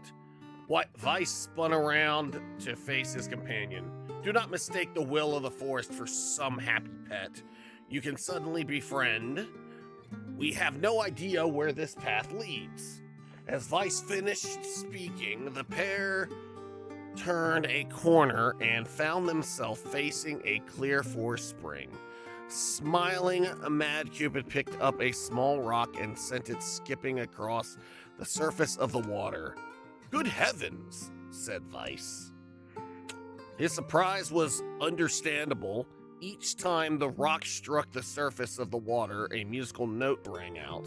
When the rock finally stopped moving and sank to the bottom of the spring, the ripples it left behind came together to form words. I enter through the window, but I break no glass. When night falls, I vanish. What am I? Absurdly easy, barked Vice. Now answer it. Mad Cupid grit his teeth and tried not to reach out and strangle his companion. He's right. After all, this one is pretty easy. I enter through the window, but I break no glass. When night falls, I vanish. What am I? Sunlight. A plume of water suddenly burst from the spring. Sunlight filtered through the trees and reflected off the plume, creating a shimmering rainbow that spanned the entire horizon. In all my years, said Vice softly, I have never seen such a sight. Perhaps I have misunderstood the intentions of this place. Hey, look, cried Mad Cupid, awakening Vice from his daze. There's a house or something over there. Glancing in the direction of his friend's extended hand, Vice saw a small cottage nestled among the trees. That's weird, isn't it, Vice? I mean, who would build a house all the way out here? Mad Cupid walked over and pounded on the door. After a minute of solid banging, the door cracked open and a small man peered out. His body was cloaked from neck to toe in a large black cape, while his face was obscured by mist. Began Mad Cupid. But before he could get any further, the cloaked man held a hand up and began speaking. I have 4 legs in the morning and 2 at noon, but I end the night with 3. What I know? Oh, I know this one. That's man. Because that's the same riddle the Sphinx asked Oedipus, and he was able to get into the city. Because if they get the riddle wrong, the Sphinx eats them. Mad Cupid tried to ask the cloaked man who he was and what he was doing there, but he simply repeated the question. If we wish to engage this man in conversation, said Vice, it seems we must answer his riddle. Yeah, I suppose, said Mad Cupid. Well, at least it's an easy one. I have 4 legs in the morning and 2 at noon, but I end the night with 3. What am I? man. The mist dissolved from the cloaked figure as he spoke a single word. Correct. With that, the man flung his garment aside, revealing his true identity. You're the mayor, cried Mad Cupid. Therian, Irvin, Transvivian Krill.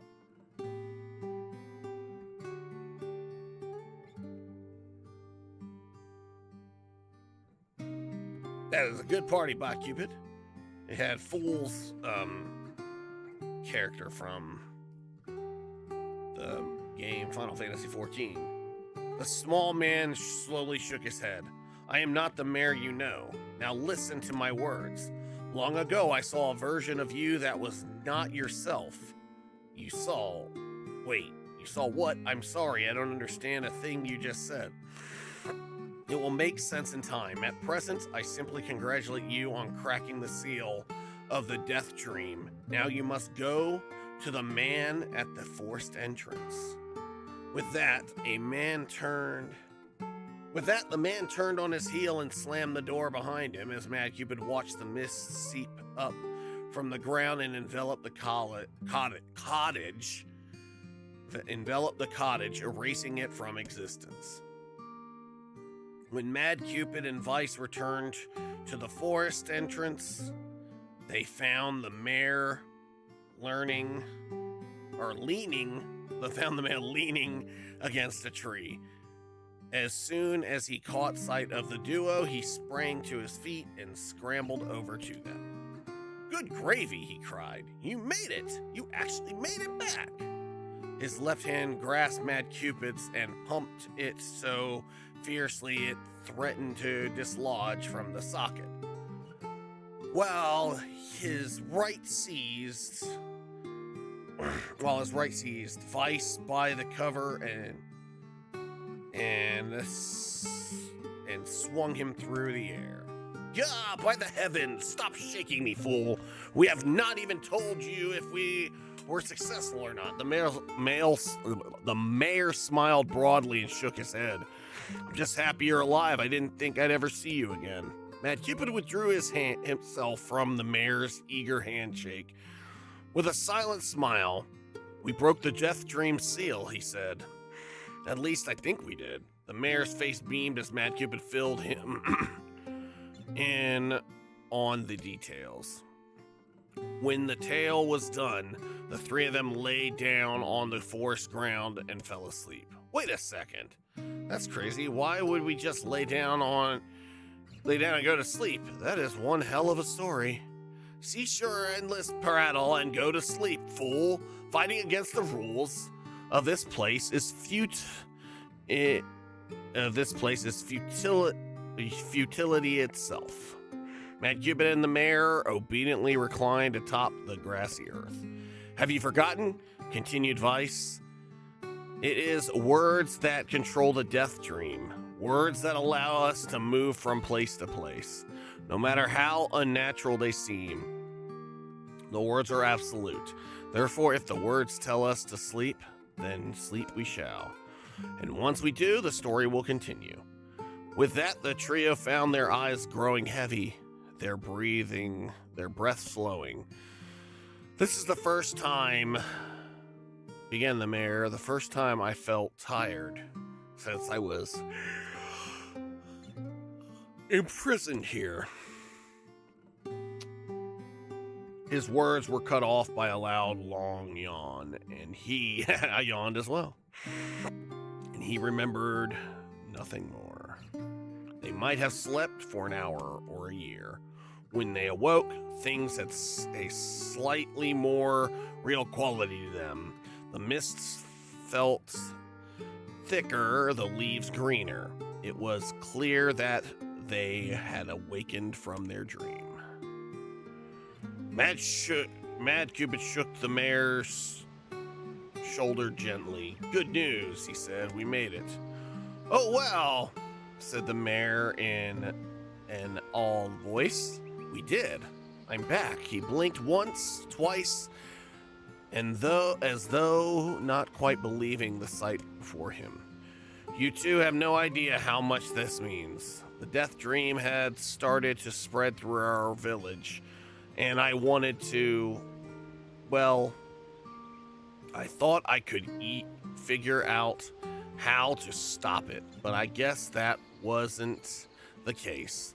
I must have caught the disease and become trapped in my own dream.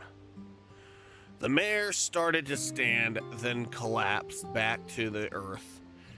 He stared at his legs as if trying to remember how they worked, then glanced at Mad Cupid and shrugged. Without a word, the fighter reached down and pulled the mayor to his feet. Real life may take some getting used to.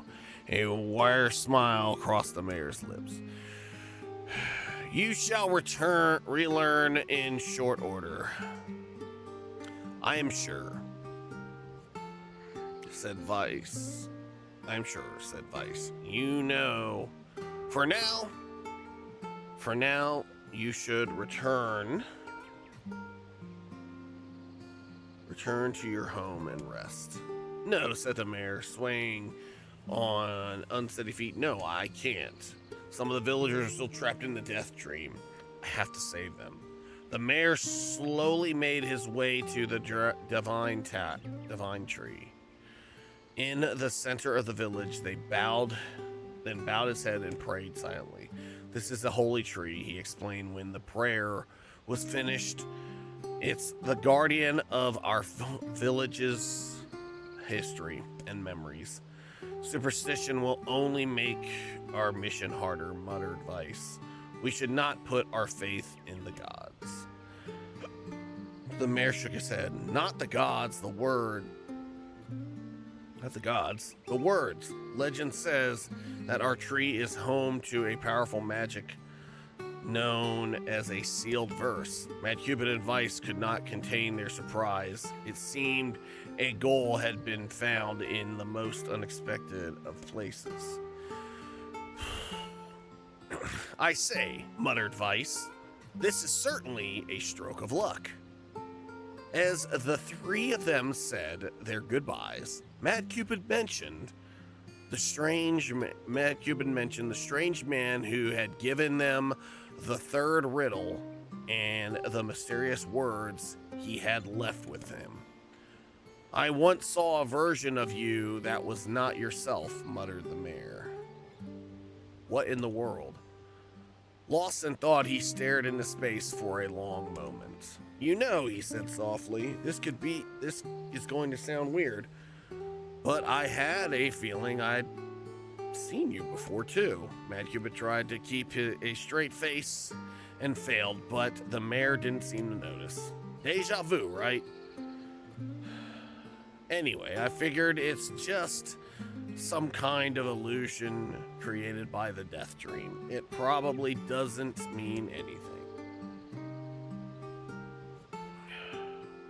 Mad Cupid gave the mayor a nod and a smile, but inwardly, his thoughts were racing.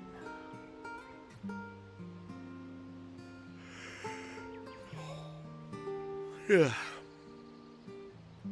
There's something wrong with the mayor and his words. I wish I understood what the hell was going on here. The riddle who proved to be the most difficult one of all.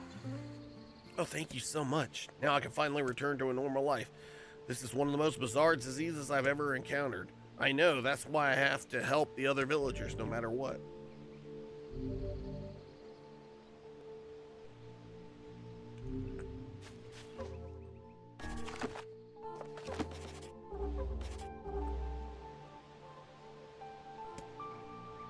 Didn't take much effort. Yes, all a touch too easy, if you ask me. It's almost as if someone was guiding us to this village.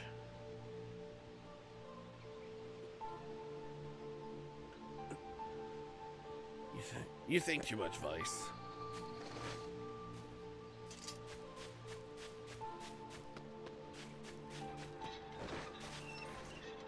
Oh, look at that, tranquil.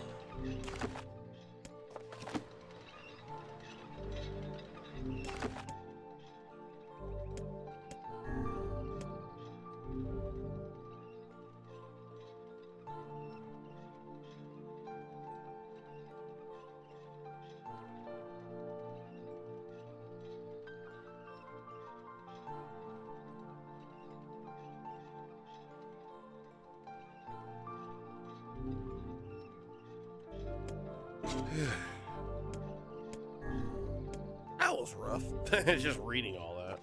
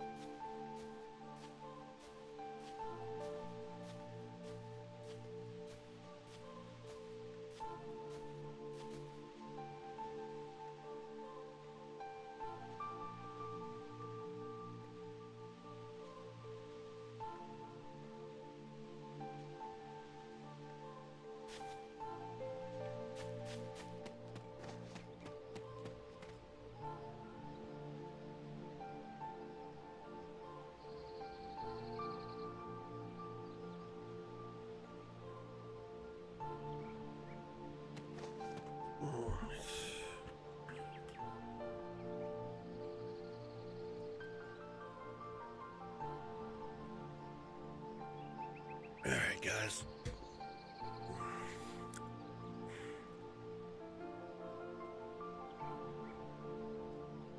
Before I go on, I do need to take another break. Might be this one. I'm gonna go get me something to eat. Take me a bio break, get something to eat, and put on some Kingdom Pit.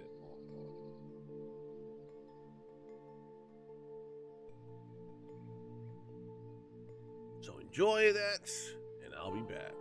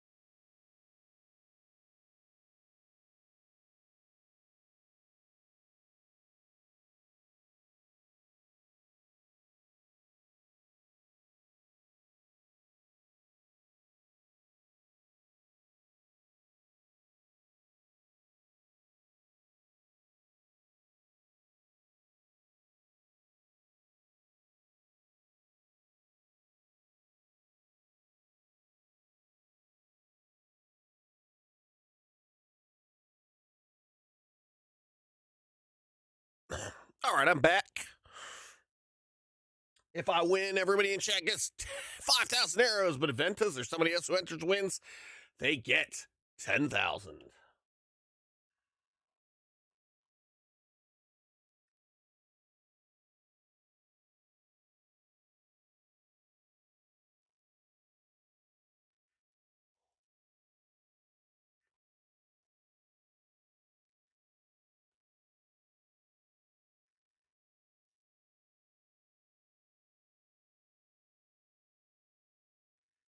And Keem's in the dance.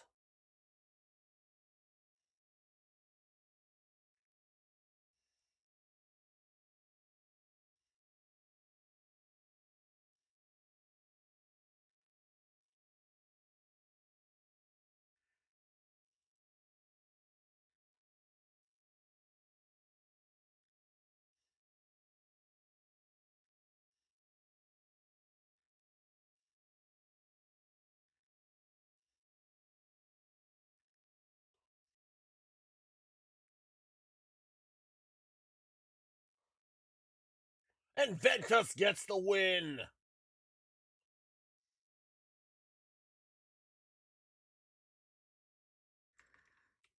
So let's double them arrows.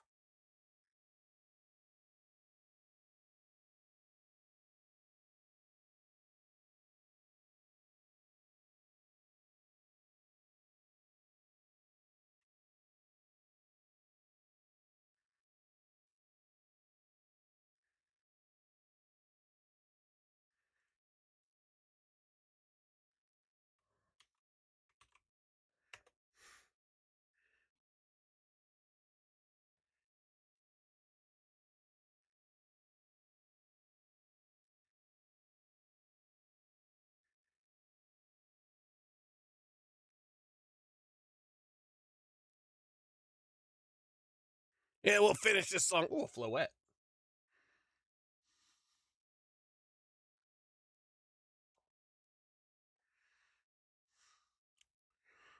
Can finish this song real quick. It's a good one.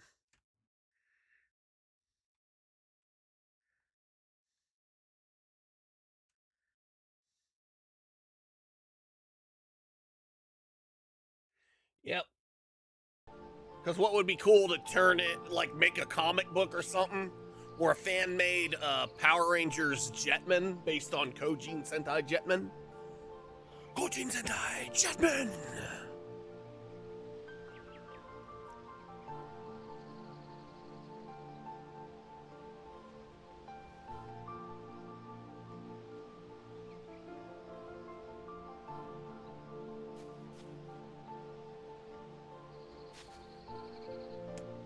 This must be another person infected by the stream Death Dream. It would appear that way, yes. Gods, please don't tell me we have to go back in there. I'm no good at this mind game crap. I'd rather hit something in the face and be done with it. Perhaps you should spend less time complaining and more time getting on with the mission. Yeah. I breathe air scented with death and resist the urge to laugh, for I know it will sound like the words of a madman. How long have I been in this fresh hell? My box, my prison, is tucked under a stairway in the long unused catacombs of some infinite castle. Outside, I hear the sound of a funeral dirge that seems without end. Light has no place here. Wind is a forgotten friend. I pray for death to come, but he forsakes me. Time passes and eternity slips in the single tick of the clock. Someone knocks on my prison. Hey, anyone there? I hear an unfamiliar voice say, "What's going on? Night Vision Jacko. What's going on? Can we get a shout out for Jacko, please? How are you?" Someone requested I wear the Gur hoodie, which is nice because it was getting cold. We got a lot of snow today. How you been, buddy? But I am a Vincent Valentine. I even have my own 3D printed Cerberus. Aw, thank you. My friends in college used to call me the Italian Stallion. I did have a few friends that called me that.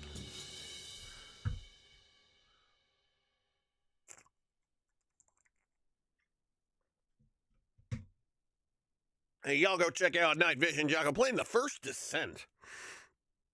Hey, anyone there? I had to hear it under my savior. I claw at the door of my jail, embedding thick splinters under my ragged nails. I scream for help. I laugh. I sob. Surely this is a product of my addled mind. Surely it cannot be true. Yes, by the way, though, I am working on speaking of Final Fantasy VII, I am working on a Zack Fair cosplay.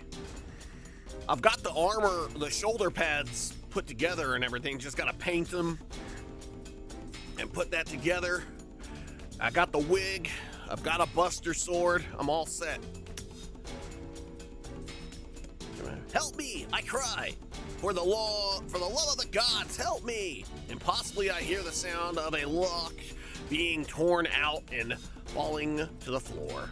As the door slowly creaks open, I have just enough time to see a silver-haired man and a floating book before the light pours inside. My eyes, accustomed to blackness, explode with pain, and I am forced to turn away. Who are you? I ask, shaking hands, covering my face. How have you come to this place? I am Grimoire Weiss. This is Mad Cupid. Long have we been searching for you. Now come, stand. We shall awaken you from this nightmare together.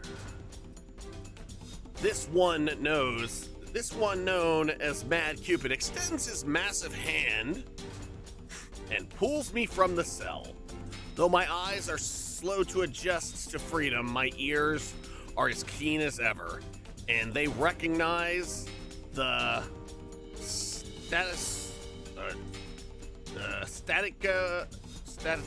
staccato, whatever the hell that word is, because I'm bad at pronouncing weird-looking words. Yeah, sound of heavy rain.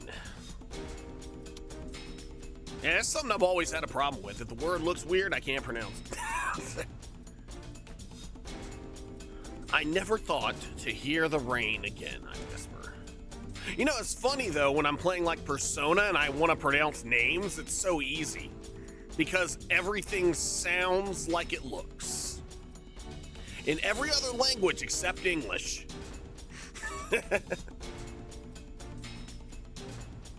Would that this were not such a terrible storm, said Grimoire Weiss.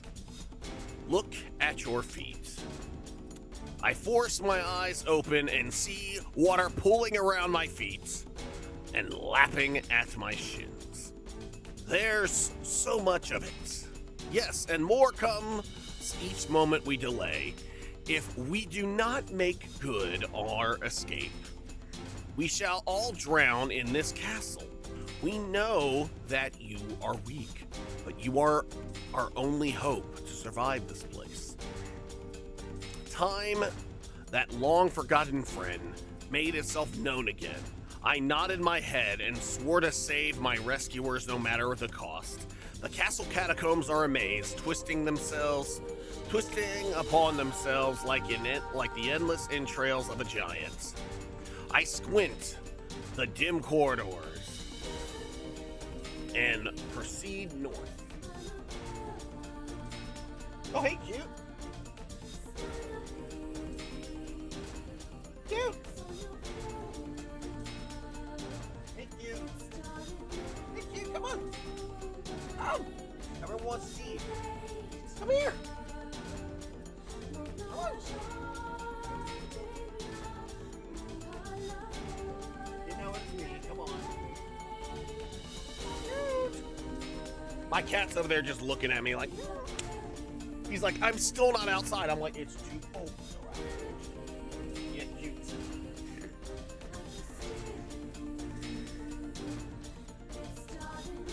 Up here he comes. Come on up. Come on. No, don't walk on that.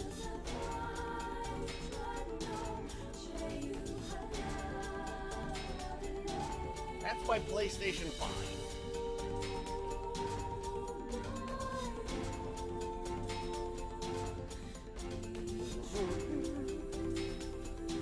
Everyone say hi to Cute, who is like, I don't want you to hold me. Look, you're so cute. You have to show yourself. Look at that cute little face.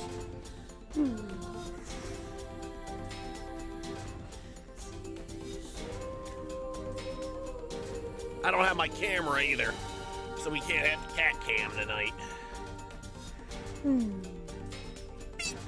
Oh, boop this nosy. He's like, I'm done with you.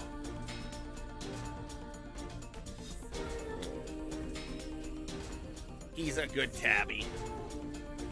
He likes to be outside, but it is way too cold to go outside. Yeah. Although y'all, if you were here, I think Ventus, you were here when he bit my face because I wouldn't let him chew on my mouse. I'm like, nope, you can't. And he went, "Arr!" I went, ow! Yeah, I deleted that VOD.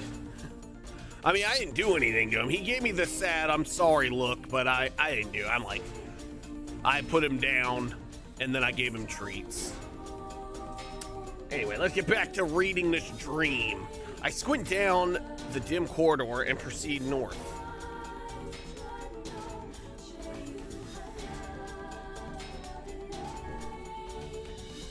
At the end of the corridor, I find a carpet. Or no, wait, I read that wrong. I find a row of 20 gorgeous canopied beds resting atop a carpet of velvet. All are covered in a thick layer of dust and cobwebs. Searching for the door to the next room, I come upon a shapeless mass of gray matter. That's a brain. It has been shoved against the side of the wall, and despite my fever, I think I see the outlines of a door just beyond, which I reach out a finger and touch a piece of the mass. It turns to dust and drifts away on the wind. Realization slowly dawns, and I fall to my knees and weep. Corpses. I face a mountain of charred and crumbling corpses. I look from it to the beds and back again until the horror dawns full upon me. Someone has piled these bodies into a tower and set them ablaze. Whether they were alive or dead, I do not know, and sanity will not permit me to consider the proportion further. I make a sound, whether scream or laughter, I cannot be certain. Then, my mind grants me merciful blackness, and I find myself opening the door and leaving that most terrible of rooms. I squint down the corridors.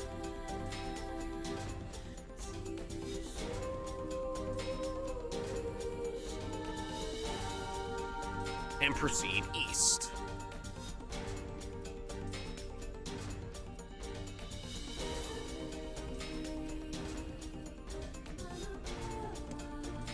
I squint down a dim corridor.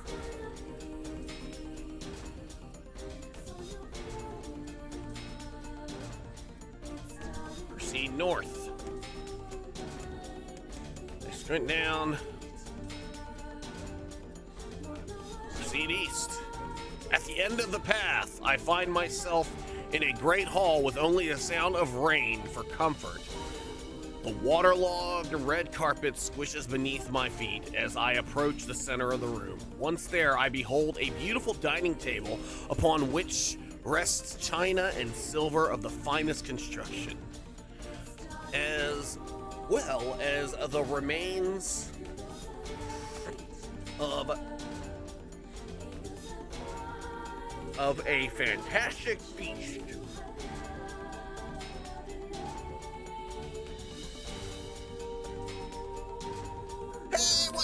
Mikey, happy weekend to you as well, and happy February, because it is officially February on the East Coast.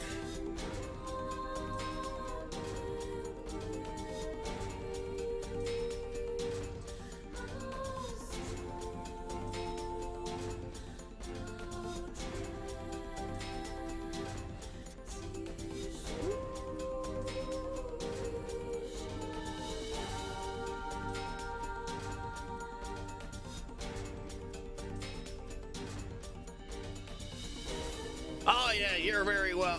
I'm doing great. Ventus requested I wear the GUR hoodie, and I've kept it on because it's got cold. I hug you too.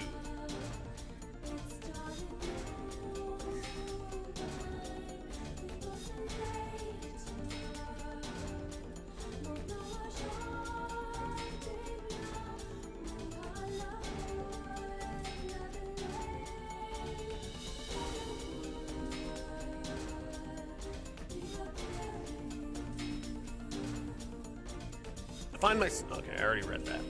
As my eyes continue to adjust, I see many chairs surrounding the table, each holding a dinner guest. Noticing movement, I approach the chair at the table's head, but as the truth of the matter dawns on me, I recoil in horror. The host of the feast is a corpse, as are all the invited guests. An army of foul, wriggling insects have made homes in their remains, and this is the movement I saw. This once splendid... Ooh, a Ninetales. I want it anyway. Oh yeah, gotta love GUR.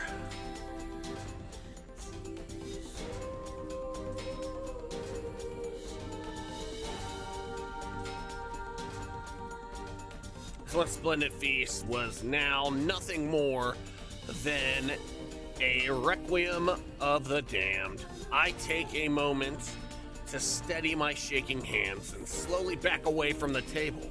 Despite are desperate to lose sight of the abomination before me, my gaze lands on the chairs upon which the dead were seated. This is a mistake, for the chairs prove to be even more terrible than the feast itself. Each one is covered in a layer of spikes that run from the seats up the back and down the arms. This explains the color of the carpet beneath my feet. I only pray that the unfortunate diners were dead when the meal began. For if not, it is a simple task to envision the agonized screams that must have sprung forth from their mouths. My mind grasps frantically at the possibility that these souls had committed some terrible crime for which this was punishment. All right, we caught the Ninetales. Though in truth, I suspect they had committed no crimes at all. There would be no tomorrow for these unfortunates. This was their last supper. I squint down the dim corridor and proceed north. Against all hopes, we make it to the front door. Break it down, someone cries, and so I give myself to the effort. In tandem with Mad Cupid and Grimoire Vice, I slam my body against the thick, sturdy door. On the third try, it gives way, and we find ourselves sprawled in front of the castle. The storm is in retreat. The clouds above are still dark and foreboding. But to the west, I can see a thin shimmer of light trying to break through. How can I thank you? I cry as tears join the rain on my cheeks. I would surely have died in there. Looking down, I suddenly notice that my dress is in tatters and sheepishly try to cover my exposed skin. Your dress? Asked Vice. Then you are a woman, madam. Yes, I am. I proffer I proffer to a smile. I suppose that comes as something of a surprise, seeing as how I exist only in the form of words. I can see that the one known as Mad Cupid is disappointed that the torn dress will be given no further description, but hides it well with a nod and a shrug. The three of us set forth to our awakening. But behind us, an awakening of another kind is taking place. Black smoke fills the abandoned castle, providing the countless damned souls inside with their final shroud. After a moment, the castle windows shatter with an almighty roar as fresh breeze blows through the hallways and corridors, clearing the smoke away for good.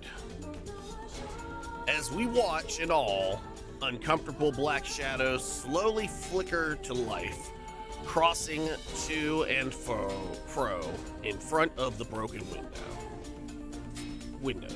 The castle's dead have awakened to their new life as shades.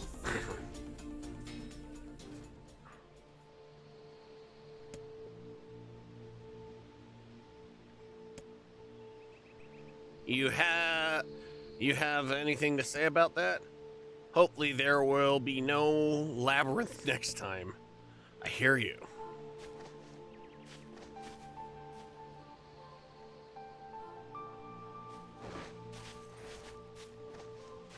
All right, one more dream.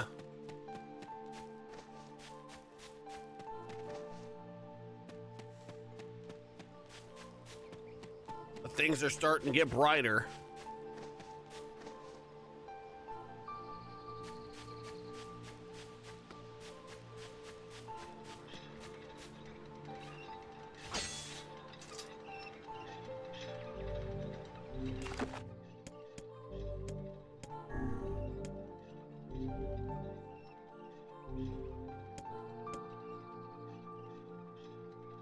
According to this, I've played 182 hours, 57 minutes, 38 seconds. Really? Have I really played that long? Laguna, Edgar, Realm, Edward.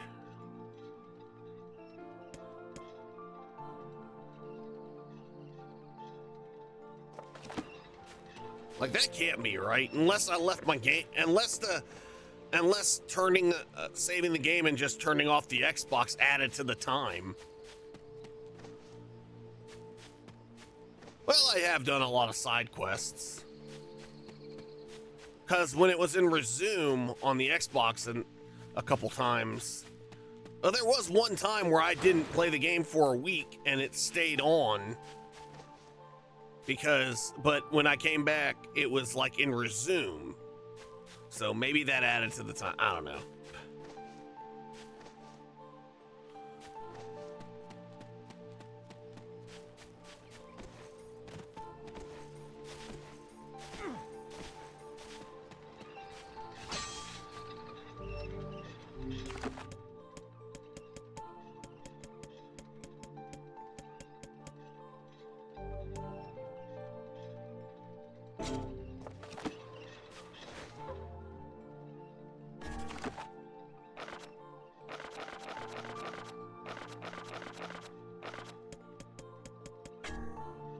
Yeah, it says I played 182 hours.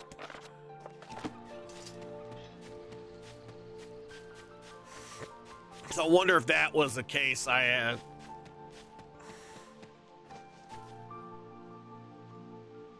And another victim.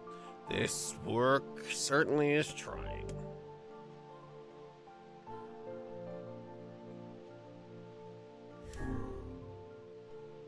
I'm surprised, Vice, you're a book.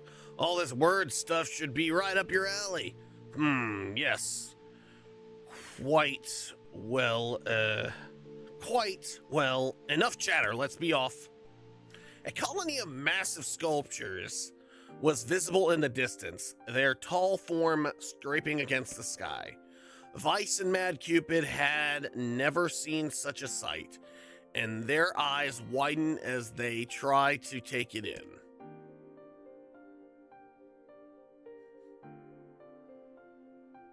But I have a feeling, I wonder if it added time when I had, like it wasn't paused when I did the resume game. Who knows? It's all good. Hey, Vice, because I know I haven't played that long.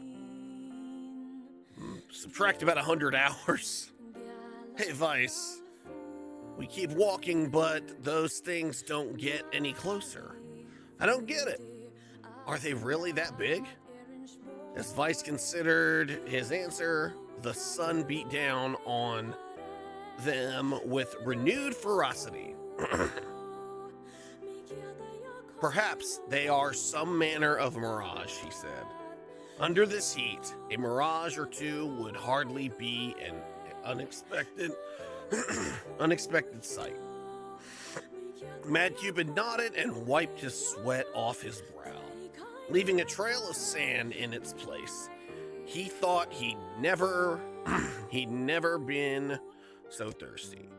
The ancient road on which they walked was black and cracked with age. Here and there, thin wisps of grass pushed up through the rocky surface, as if defying those who had laid this material down over their home. The heat reflecting from the road made Mad Cupid lightheaded. Suddenly, he dropped to his knees and slammed his hand against the black surface. Gosh darn it, he said. Or gosh damn it, he said. Is this some kind of joke? Well, I'm not laughing. The complaining has already begun. Vice tried not to let his eyes roll too much. A joke, he said. No, joke. This road leads to the city of art. Perhaps the path itself is simple, or simply some manner of grand artistic work. Oh, come on. That's bullshit and you know it. Possibly. But thinking of it in this way might make it easier for you to bear. Mad Cupid glances at Vice's grinning face, cursed silently to himself, and resumed walking. As time passed, Mad Cupid's feet grew more painful, as his throat drier than he thought possible.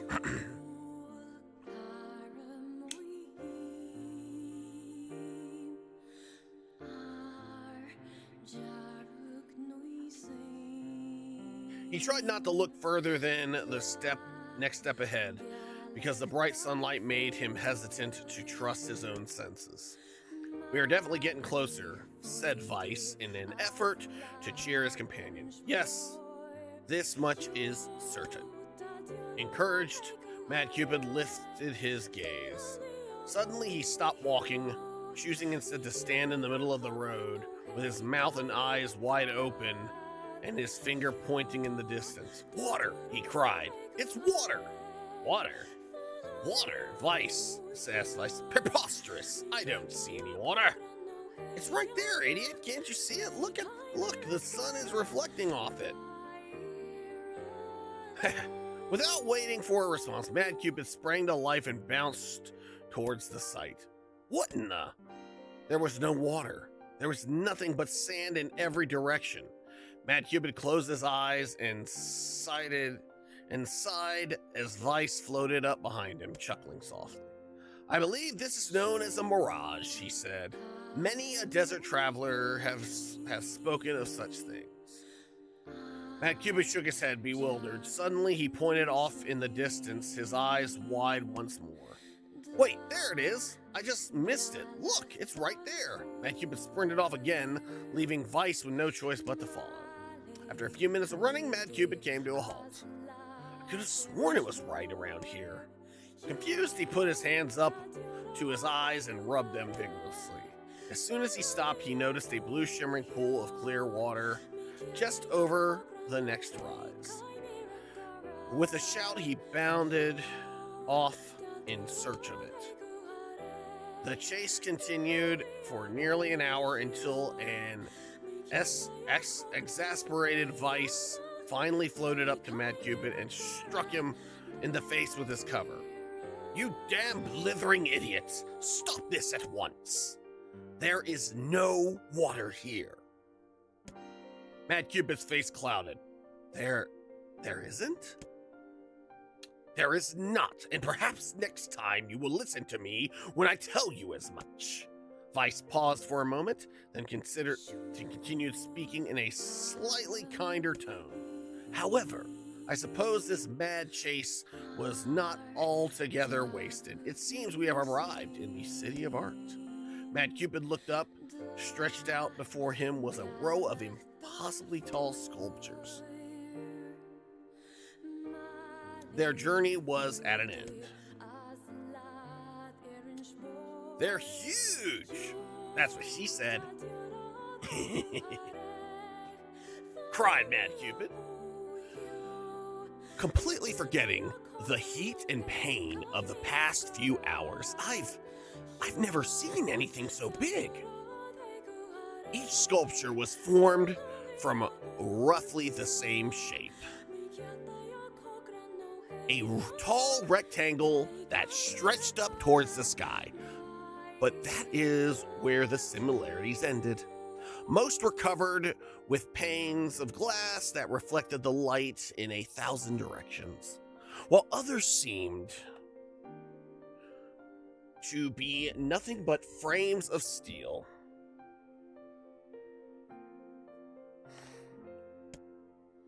Some had tall spires on their tops.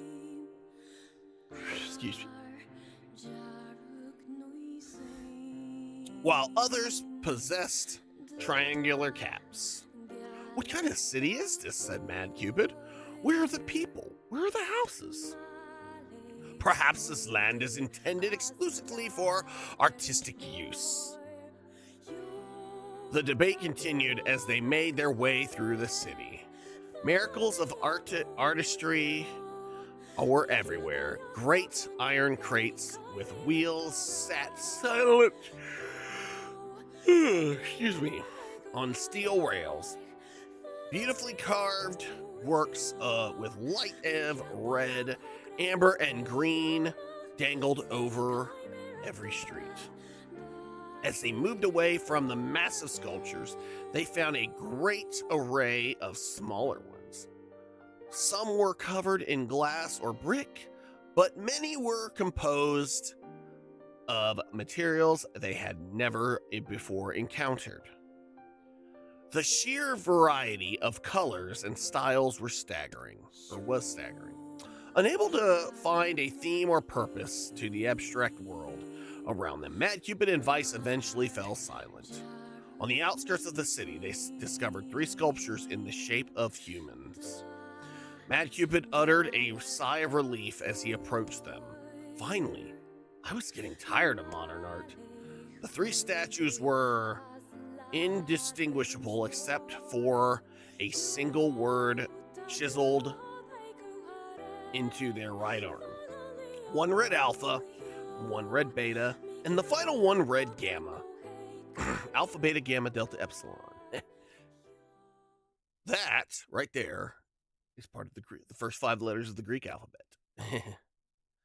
Alpha, Beta, Gamma, Delta, Epsilon, Zeta, Eta, Theta, Iota, Kappa, Lambda, Mu, Nu, Xi, Omicron, Pi, Rho, Sigma, Tau, Upsilon, Phi, Chi, Psi, Omega. Yeah, I had to memorize that when I was in my fraternity. They have 24 letters. As Mad Cupid moved to touch the NieR statue, a bird flew from the top of one of the sculptures, alighting on the statue's shoulder. It emitted a brief, beautiful song that took the form of words. Only one form is real. The others are false. The real form will always speak the truth. The false ones will only speak lies. With that, the bird departed. As if on cue, the 3 statues shuddered to life, acquiring color and form as they began to breathe. "Hey, look at that," said Mad Cupid. "They're alive." The triplets bowed low before Mad Cupid. Please, said Alpha. You have to get me out of this nightmare. I am real. Stop lying, said Beta. He turned to Mad Cupid and threw his hands in the air. Alpha is fake. You know I'm the real one. What a load of crap, said Gamma. Beta is fake. Everyone knows I'm the only real one around here. Their respective pleas given, the three statues returned to their frozen states as silence once again enveloped the city. When you consider all of the statements, only one of them could be the real thing, said Lice. Mad Cupid furrowed his eyebrows, and considered his answer. One form is real, the others are false. The real form will always speak the truth. The false ones will only speak lies. The real one is Beta. Though Mad Cupid's voice betrayed a notable lack of confidence, he was relieved to see Vice nodding at him. If Alpha were telling the truth, began Vice in the dry tones of a lecture, Beta and Gamma would be fakes. But in that case, Gamma claimed that Beta is fake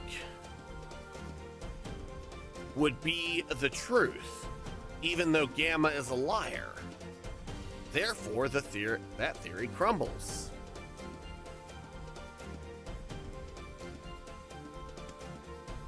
Now let's presume that Gamma spoke the truth. That makes Alpha and Beta liars. In this situation, however, Beta is calling Alpha a liar, which would leave us with two statues telling the truth.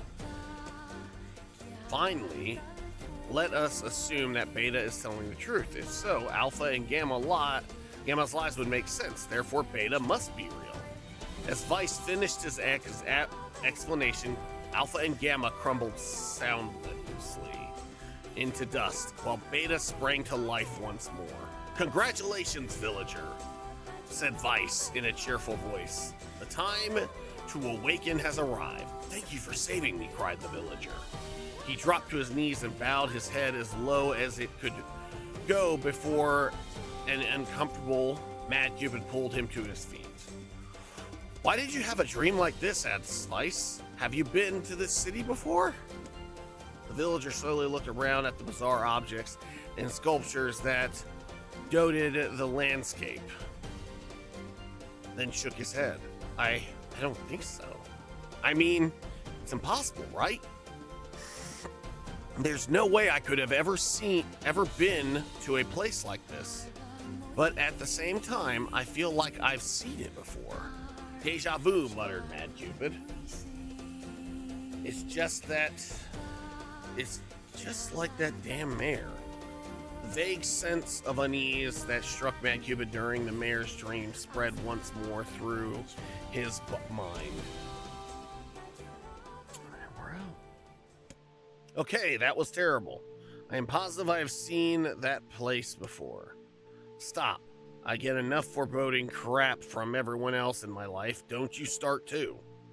Okay, there. Now all the villagers can wake up, right? Yes. If the mayor's assumptions was correct, I think I have had enough wordplay to last a lifetime. Thank you very much. Yeah, I hear you.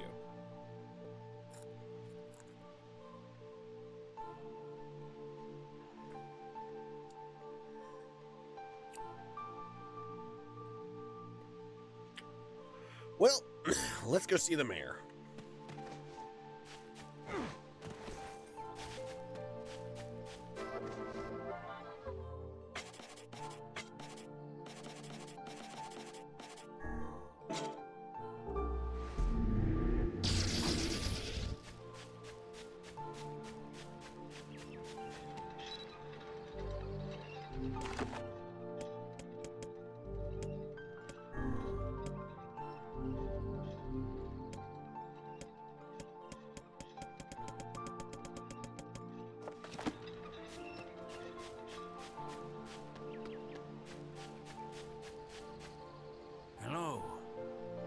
Thank you very much. Thank you so much.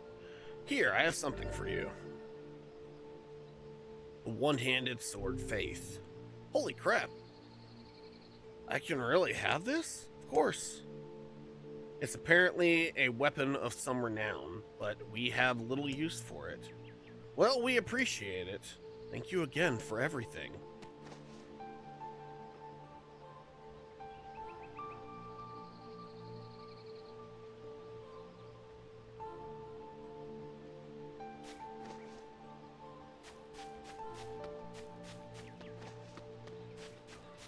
No, we're done with that.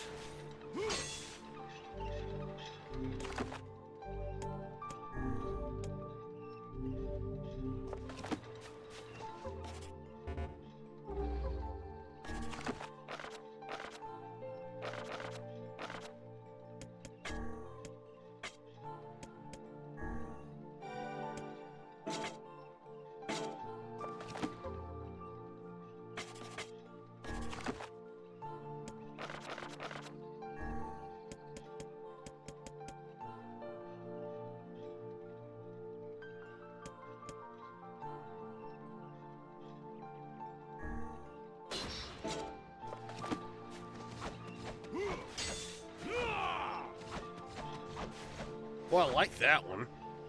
It's a katana.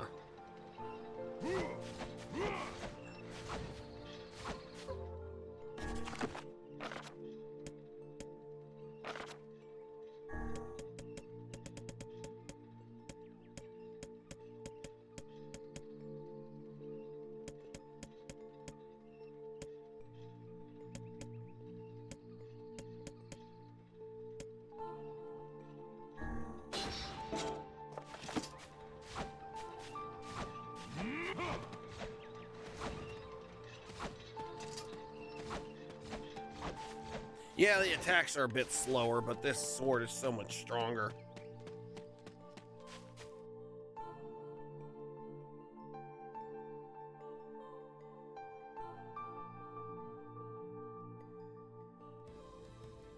So how is the village? Oh, it was truly magnificent. There are no words, really. Huh? Neat. Let's go back to Popola. She probably wants to know what's going on in there.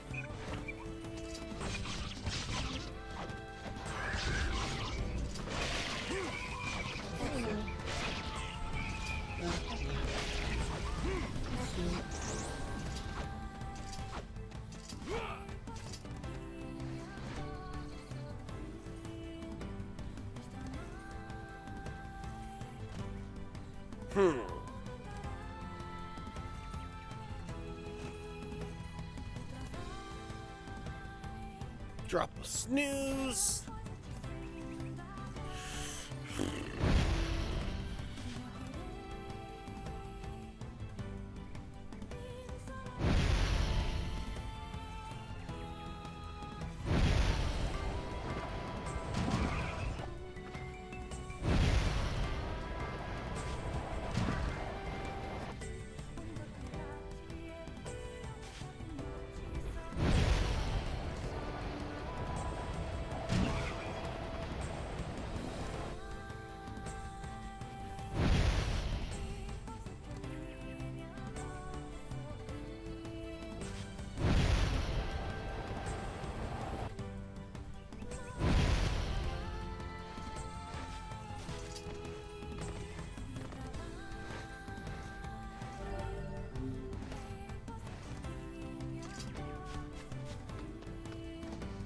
A Carnivine! Oh, look, you spelled Pokeball. You spelled yeah, you go. Or Pokecatch. Chin Pokecatch. Now it'd be cool if someone made a Chin Pokemon community game. And we could catch Sue.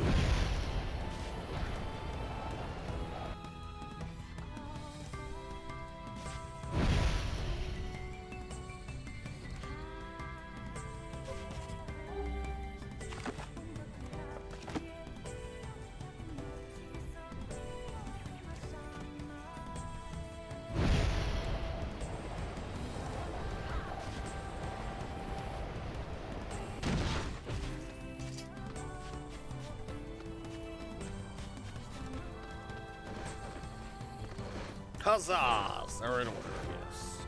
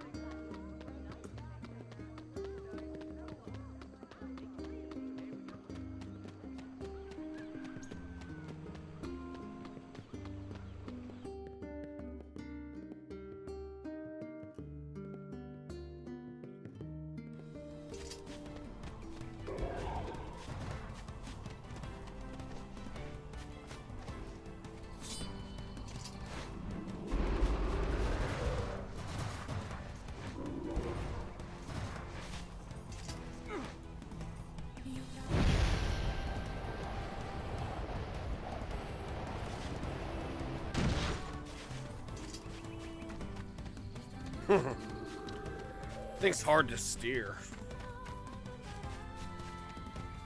Oh, wrong way.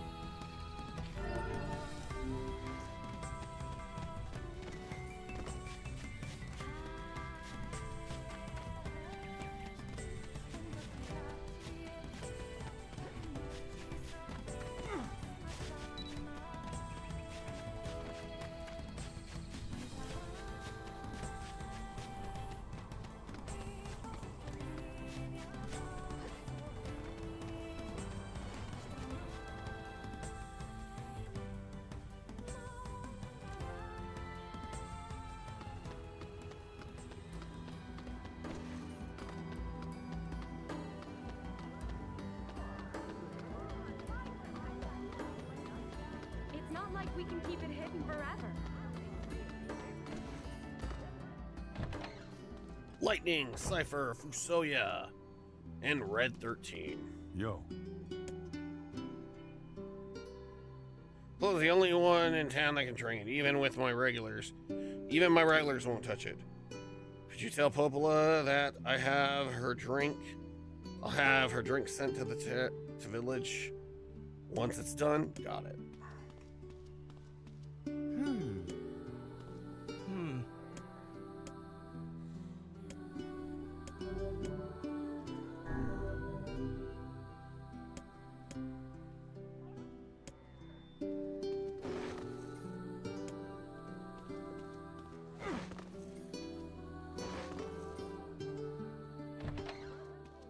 A drink with a lizard's tail inside certainly sounds impressive.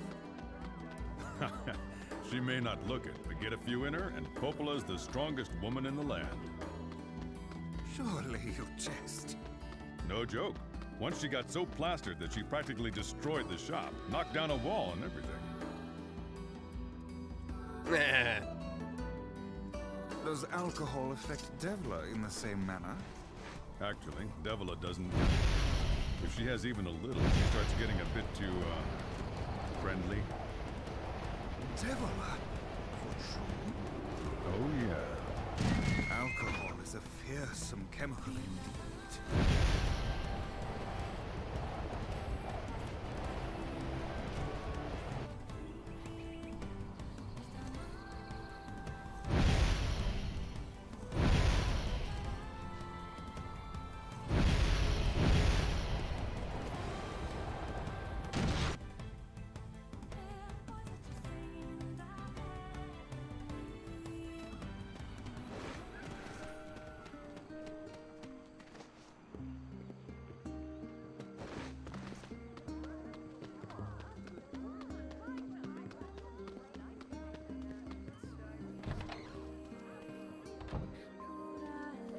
Hey,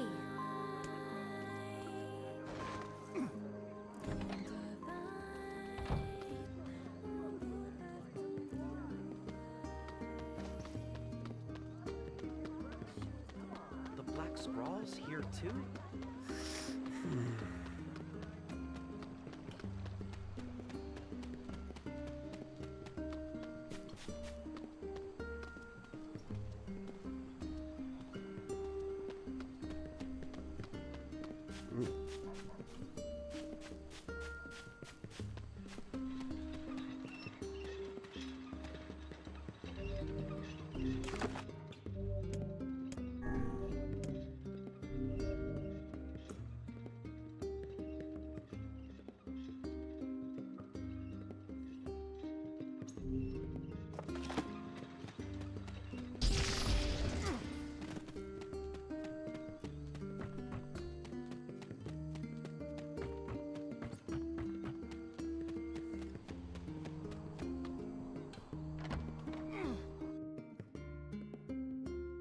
All right. Let's go talk to Popola.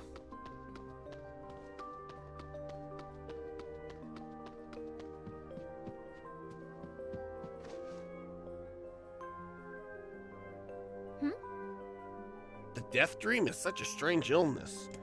So happy that it's good.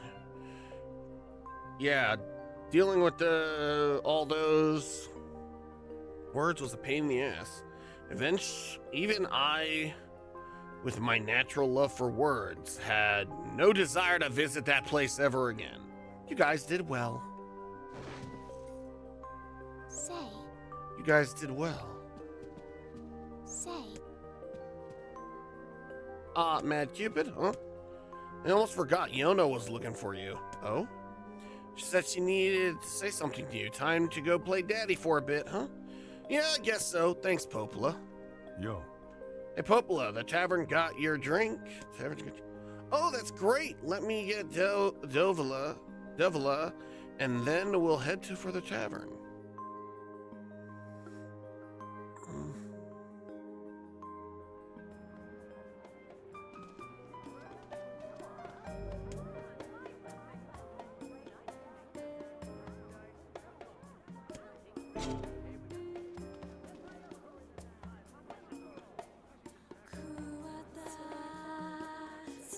All right, thank you so much, Q, for the lurk. I appreciate you. Can we get another shout out for Q?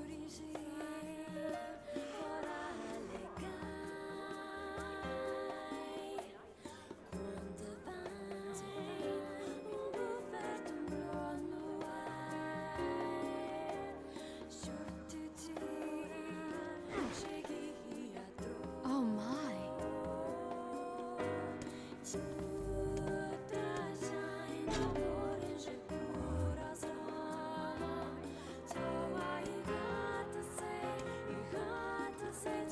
Oh wow. I didn't know where that song comes from, but it's odd how it seems to invoke the past inside my mind. Oh yeah. I'm not sure. Yeah, for me it's 2 a.m. Yeah, get you some sleep, enjoy, and I thanks again for being here. I appreciate you.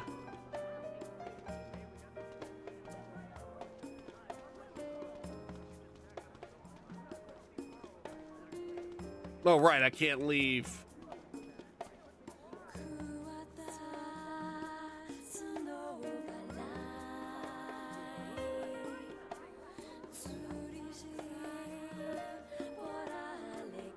Oh, you're on the West Coast.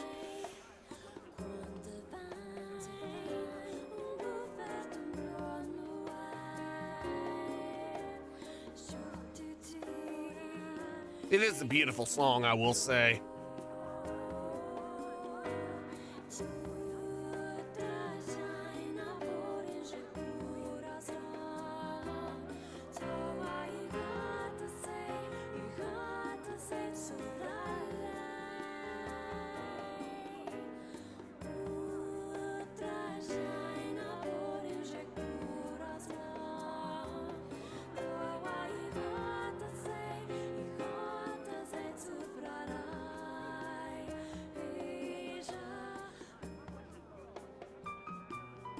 Nice. Hey, it's a good.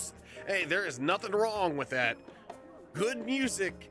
There's music designed to hype you up, and there's a music designed to calm you down.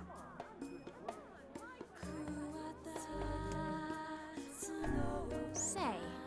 Well, that was fun. Hopefully, it won't be so long until the next time.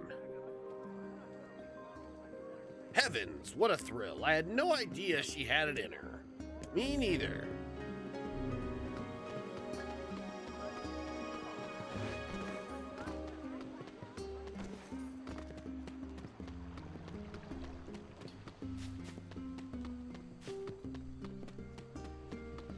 Yeah, because I'll listen to certain music to go to sleep too. I'll listen to also certain stories. And sometimes certain ASMR. It all depends on what I need.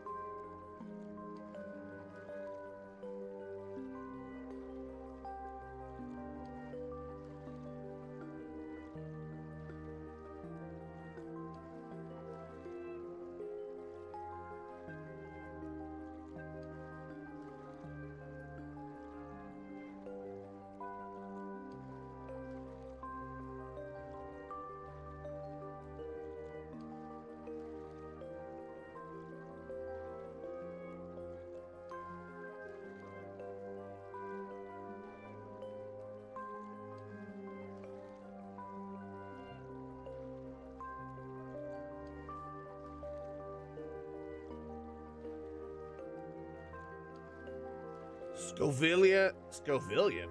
I don't think I've caught that one.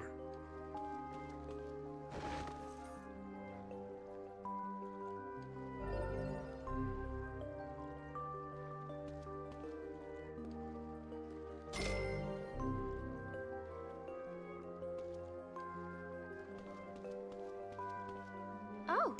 Yay, Publius said you needed something. I need a favor. What is it? Yona? Can't help you if you don't tell me. Yeah, I guess. Yona, please, out with it. I need you to help my friend. A friend? I have a friend and he sent me a letter, and now I need you to help. Someone wrote you a letter? A pen pal. A pen pal? How delightful. So, who is this friend? Well, he's kinda. It's a guy? Yes, and he's sick. And in a whole lot of trouble. And I know that you and Vicey are the only ones who can help him. Vicey? You called him Vicey. Tell me about this guy. He lives in a really big house down south, and he is super nice, and he's my friend. You have to help him, Dad, please. Yona, listen. Please. Great. Now what do I do? No way, she's too young to have a boyfriend?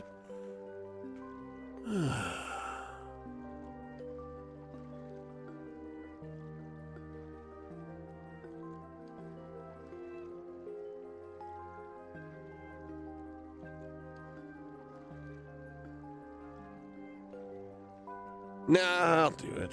I can't say no to her. Okay, I'll see if I can help. Yay, thank you, Dad, thank you.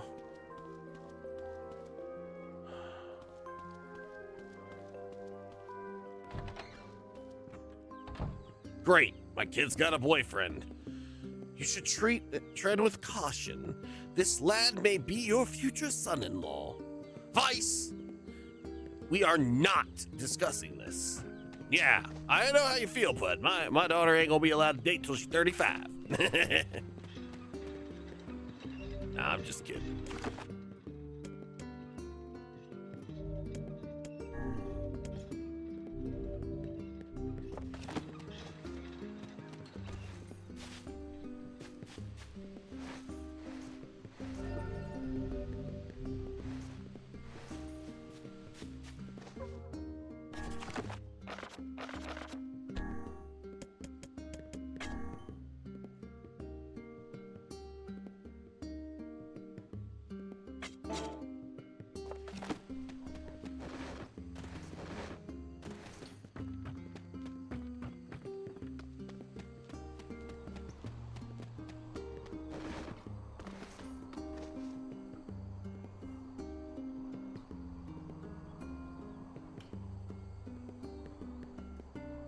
Welcome back from ad break, everyone.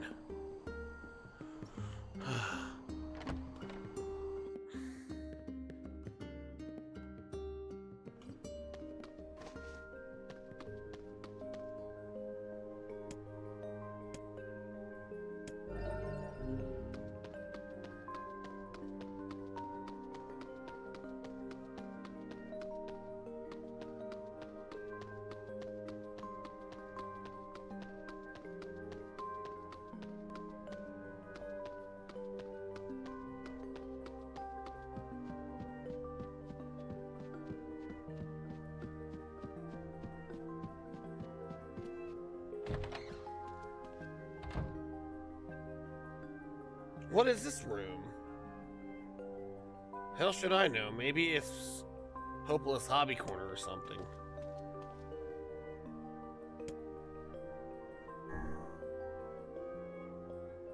That's a lizard thing we fought in the area. I can figure that. What's it doing here?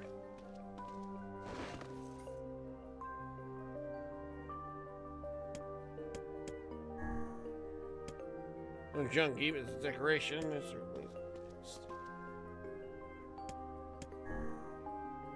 sculpture. This is the first same thing I've seen in this room.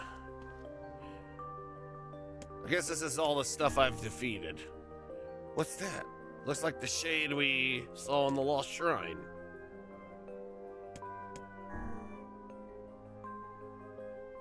We saw this cube back in the Barren Temple. Perhaps the Prince of Assad gave it to Popa as a gift.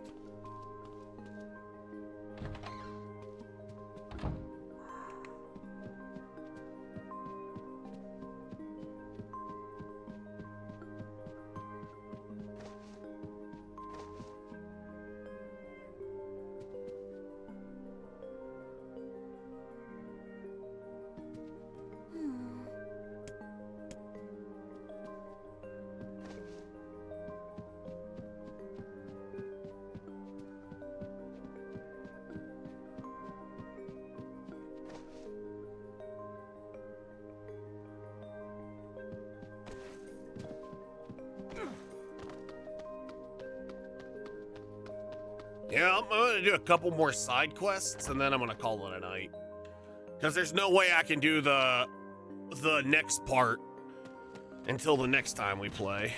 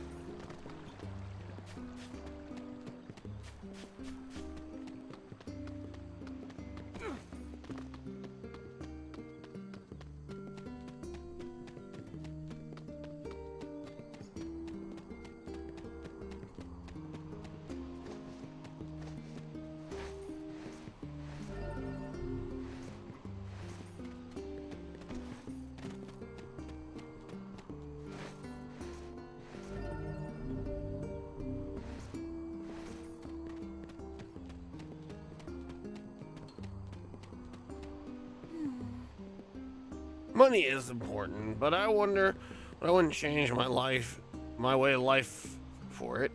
Living with what makes me happier than anything else. Uh-oh. I want to make more money for my girl, but in a tiny village like this, it's all you can do to just survive. I bet things used to be a lot different around here, a lot more fun.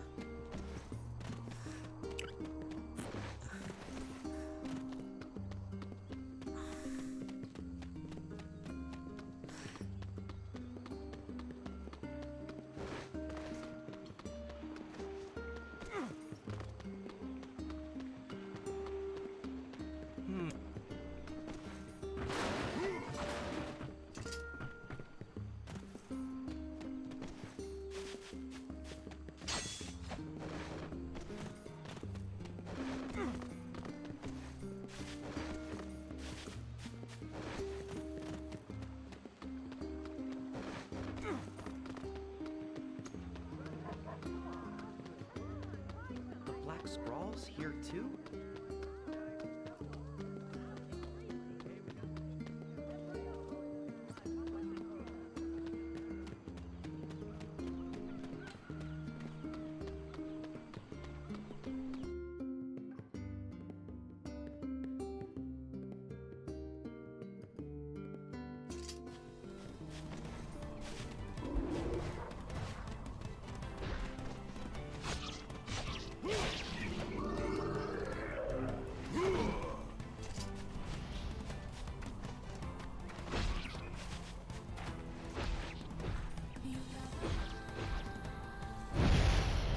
How can these beasts let us dispatch them without complaint?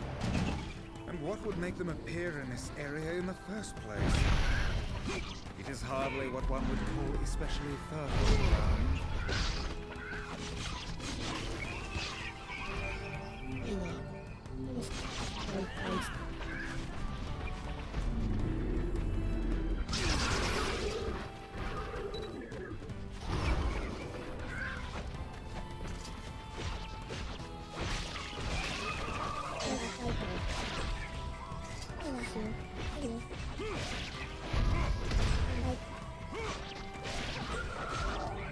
Another word.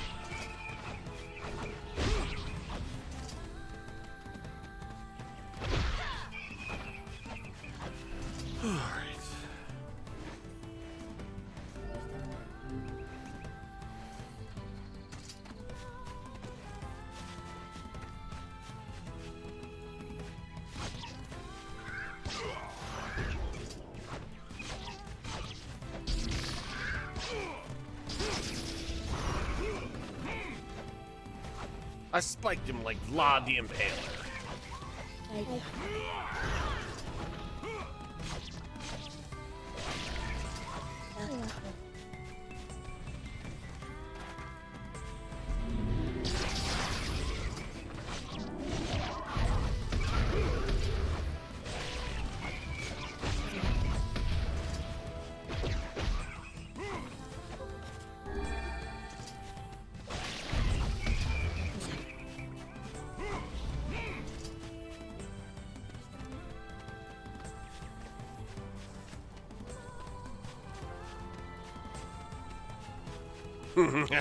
Nice.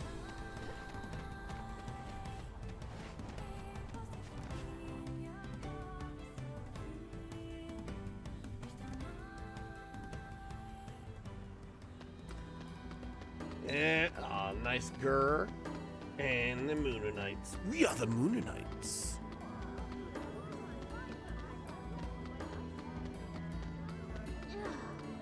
Why do old men have to be so... Never mind.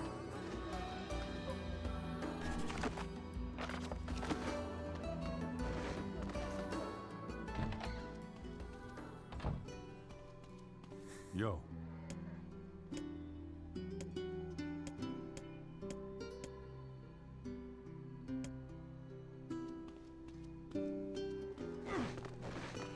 Hey. It is You fascinating rock. how gourmet cuisine can survive even in the midst of a food shortage. But I am tired. I'm gonna go ahead and save it. We'll call it a night here, because I'm fading.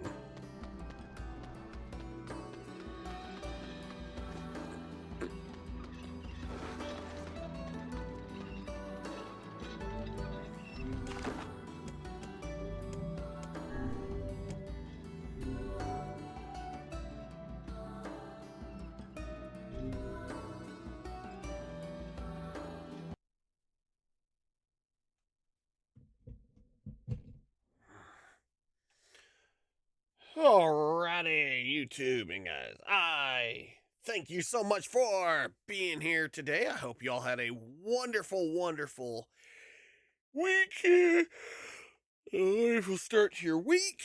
It's February 1st on the East Coast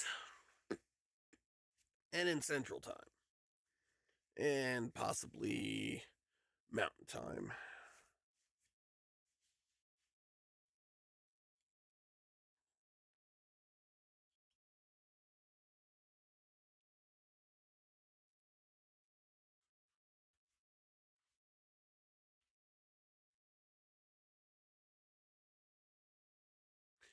And anyway, I am planning to go live again on Monday. So very soon, we're going to be playing some Octopath Traveler 0, which I'm really enjoying. I'm also really enjoying NieR. We got through a lot tonight.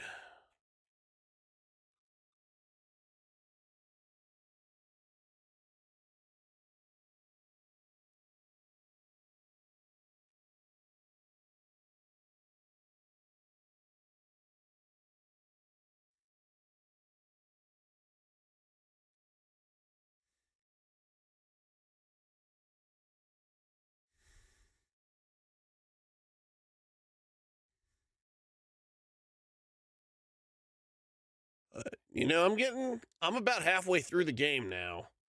I might just say screw the side quests and just focus on the main quests for now on.